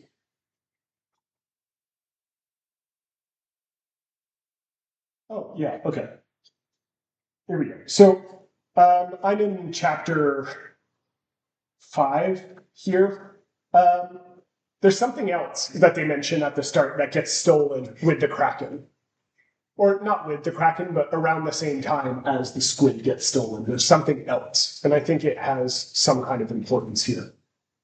They mention it in chapter 5 towards the middle of chapter 5, they bring it up. So on my version, it's around page 36, 37. Billy's talking with the police, or at least the investigative unit for the cults, what's it called? The fundamentalist cult researchers thingy. It's a long name. Anyway, they mention something else getting stolen. What is it? Just a specific original edition book that was hidden specifically in the back in a locked shelf. Yeah. So the 4 or 5 books that were stolen up front were just to try and cover up their real thing that they wanted. Yeah. Which obviously was not very subtle. Sure. Yeah, because how would you know that specific text, of course? Yeah. For people who are still looking for it, it is on page 37 that Adam is referencing this. One book, this is at the bottom of 37 for me. One book from a bunch of old academic journals. He worked out what it was gone. Baron looked down and read laboriously. Voorhandlegger van de Scandinav, something, he said. The 1857 volume. How's your Danish, Billy? Ring any bells? Some villain wants to make it look like he's rushed in and snagged at random, so he grabs a load of books off the counter and then he runs 20 feet down the corridor to one specific locked bookshelf. And then he says, so we asked the Royal Academy for the contents, too old to be on the databases. So there's this old text. What's in that old text? Do we remember? Or what does this old 1857 volume seem to say? It's about like a giant cuttlefish. Yeah. Right. It said like at the page 38, like Yeah. to like the last paragraph before the bullet. Yeah. The translation Jacques is Teenstra. Yeah. Several particulars about the giant cuttlefish of the Atlantic. Right. Okay. And what's kind of cool and why I brought this passage up here, it does again get at some of the critique of religious elements that Miéville is getting at in this whole book. Why? What's the critique here that he's making? That someone would want to steal this seemingly random book on cuttlefish. That no one really seems to find, or at least it's too old to be on databases. It's just kind of there. No one pays much attention to it until someone steals it right around the time as a squid. What's the critique that perhaps he's making here about texts? Yeah. I guess they're like old texts are generally not considered until they're important. Or like until they're they're relevant to like a subject. Sure. Yeah, absolutely. Right. There's that, and also a lot of there's the more simple. Also, a lot of religions are based around a very specific interpretation of a text, right? So he kind of brings all of these elements together. Okay. Okay. So the squid is stolen. Billy is kind of stuck in the heart of it. What kind of character is Billy? What can we say about him as a character so far? Like, what do we know about him? What's he like? Maybe someone other than Adam. Your answers are great so far. Someone else. What's Billy like? Yeah. I'd like to say he's a pretty like grounded Mhm. character. Like, I don't want to like give it up too much, but around like the start, Yep. and like people like from all over kind of block it, he like keeps on saying that he's like nothing special. So, yeah. So there's his and the reader's versions of Billy, right? Seemingly a normal guy, right? Museum worker, right?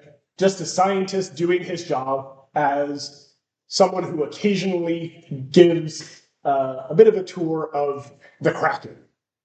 Okay? What do other people think of him? When you say when other people talk about him or when he gets embroiled in with the worshippers, what do they think he is? And what do many people think he is?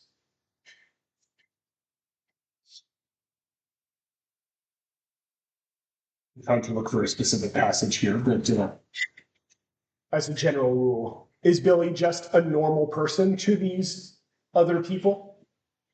To the fundamentalists and worshippers?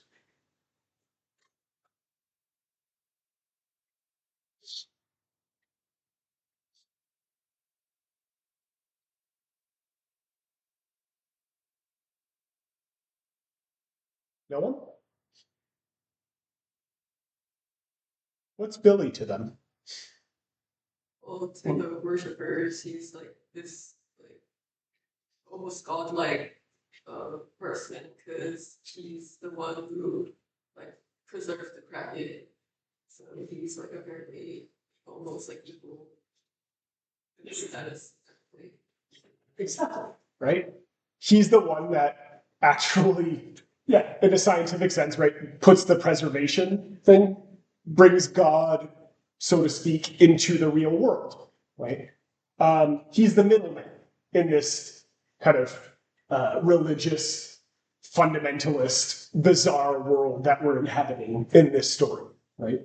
I wouldn't necessarily put him as a Jesus figure, right? Not in that sense. I don't, well, maybe, right? But more of like a Messiah, which I guess Jesus is, but like a prophet might be a better term for it, right?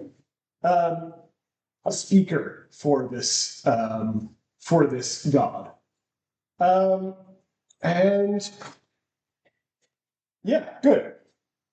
What are the other important characters in the text aside from Billy?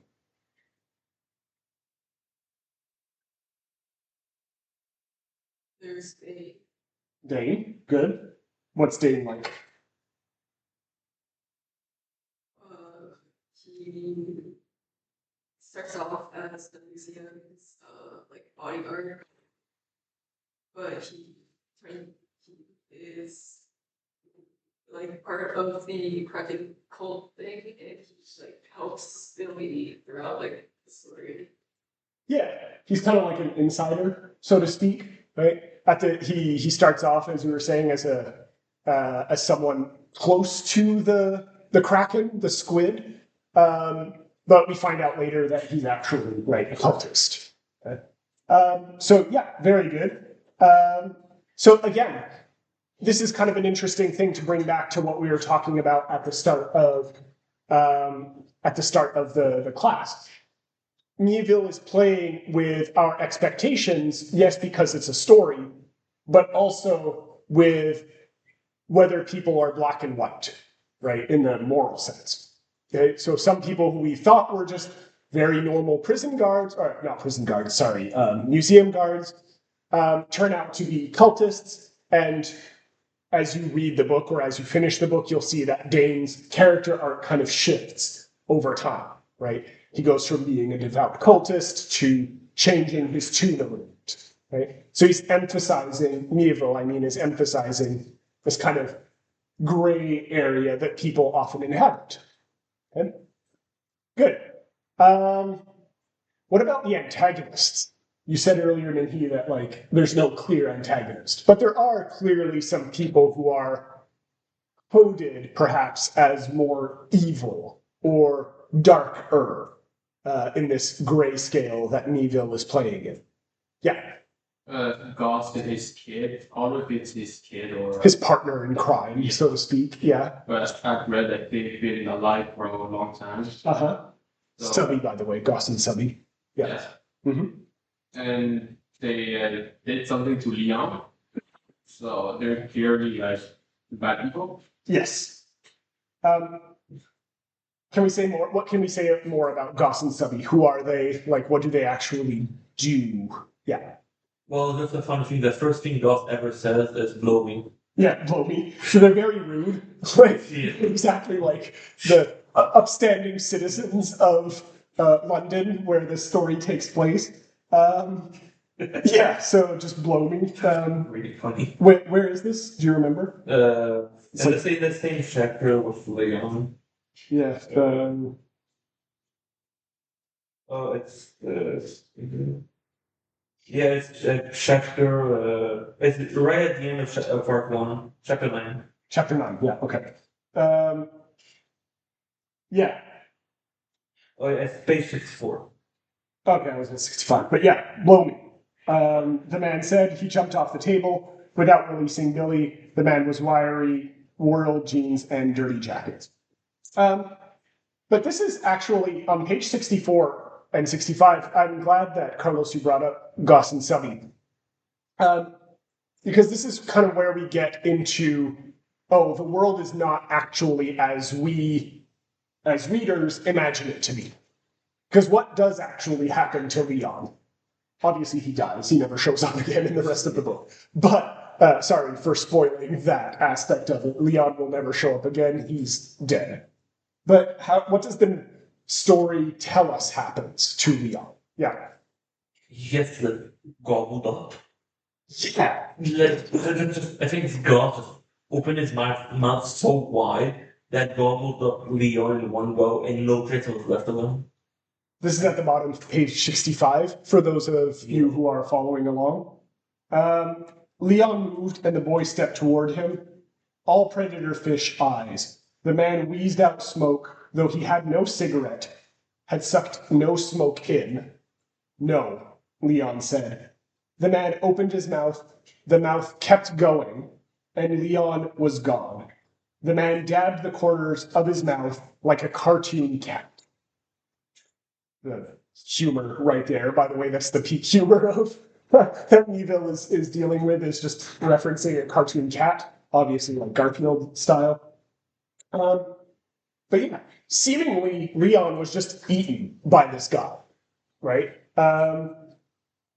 And we again get this reference in this passage to something that is inherently natural, the predator fish eyes, and completely unnatural, the fact that it's actually associated with what we thought until then was a human being.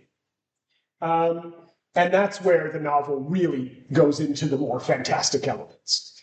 Okay? Because we suddenly realize, okay, we're not just dealing with theft here and imagined ideas of religion, we're actually dealing with people who are perhaps magical. Very, very. When we say predator fish, I assume we've all seen those kinds of fish, right? Or images of those kinds of fish. Like we know what Miéville is referencing here. Like anglerfish. Yeah, like anglerfish, or like these giant eels. Has anyone ever seen those images?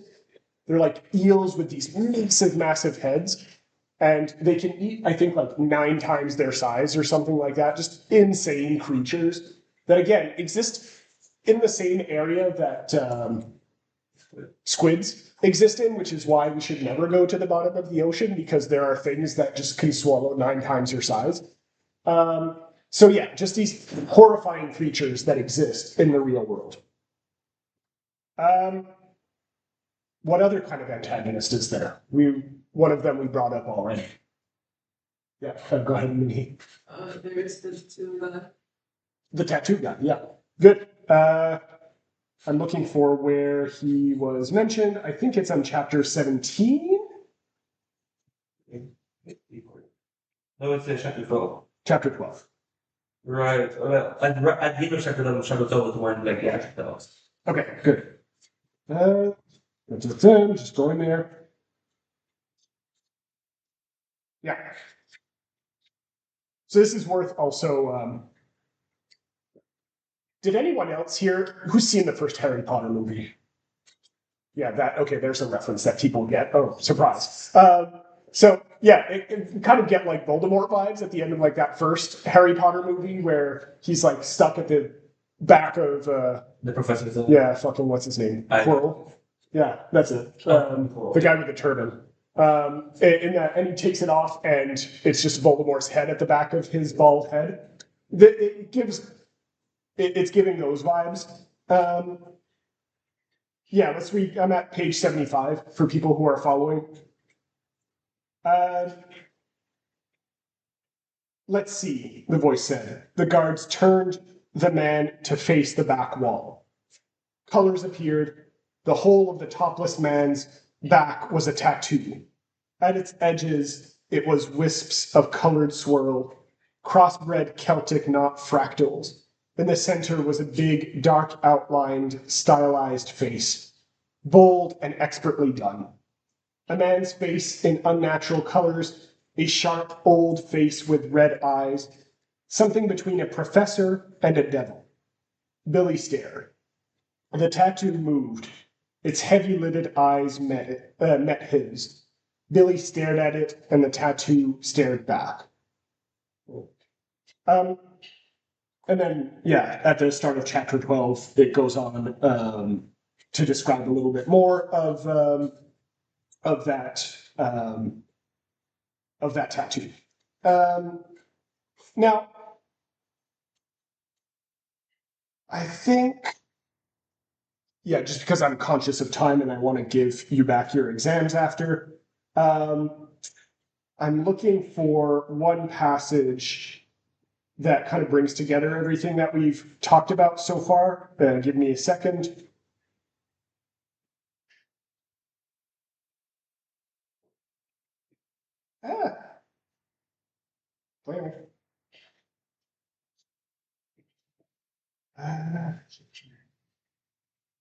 It's the one where he talks about London and gods, if people remember. That's like so vague. There's a really good passage. Oh, okay, it's a little bit later than that. I'm on page 103. Okay. The reason why I bring up Goss and Subby and the tattoo and all of that, right, is specifically for this passage here, which I think is worthwhile. Okay?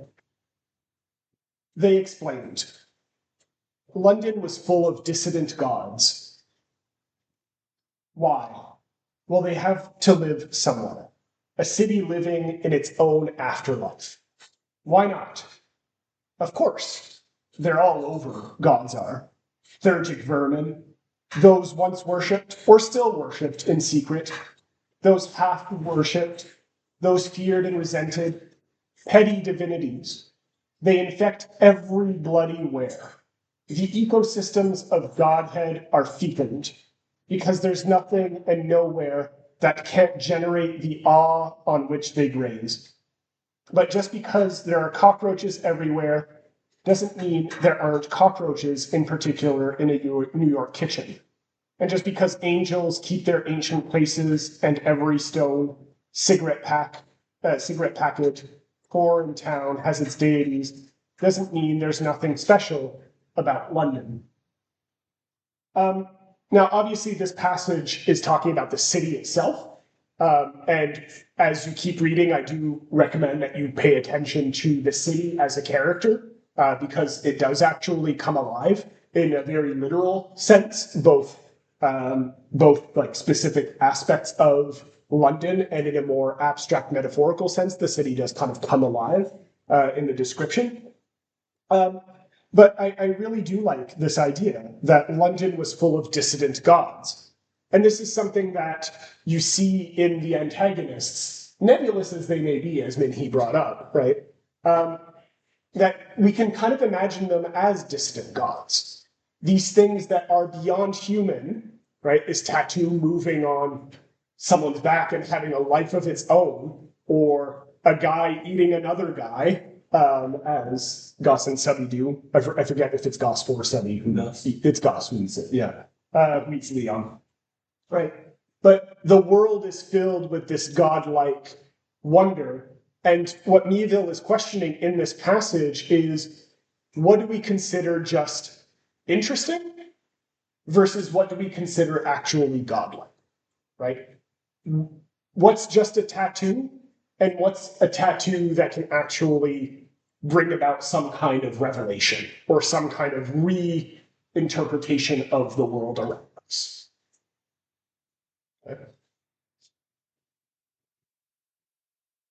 Okay.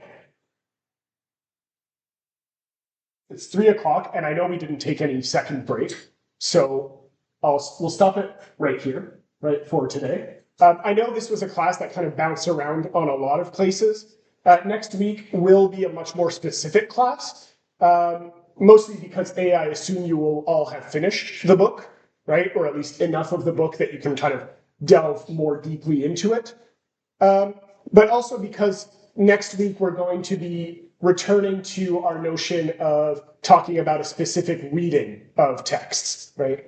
And we're going to be talking next week about Marxist literary theory, not just because Miéville himself has affinities to that political ideology, but because it actually is a full-fledged literary theory that has a long and really engaging history, whether or not you actually get on board with those ideas. And it does apply really well to this book. Okay? Both because Miéville is a Marxist, but also because of what he addresses just in his texts on a day-to-day basis. Okay? So for next week, finish this, and I do recommend you to read for not just the politics of it, but this is an indication, I think, of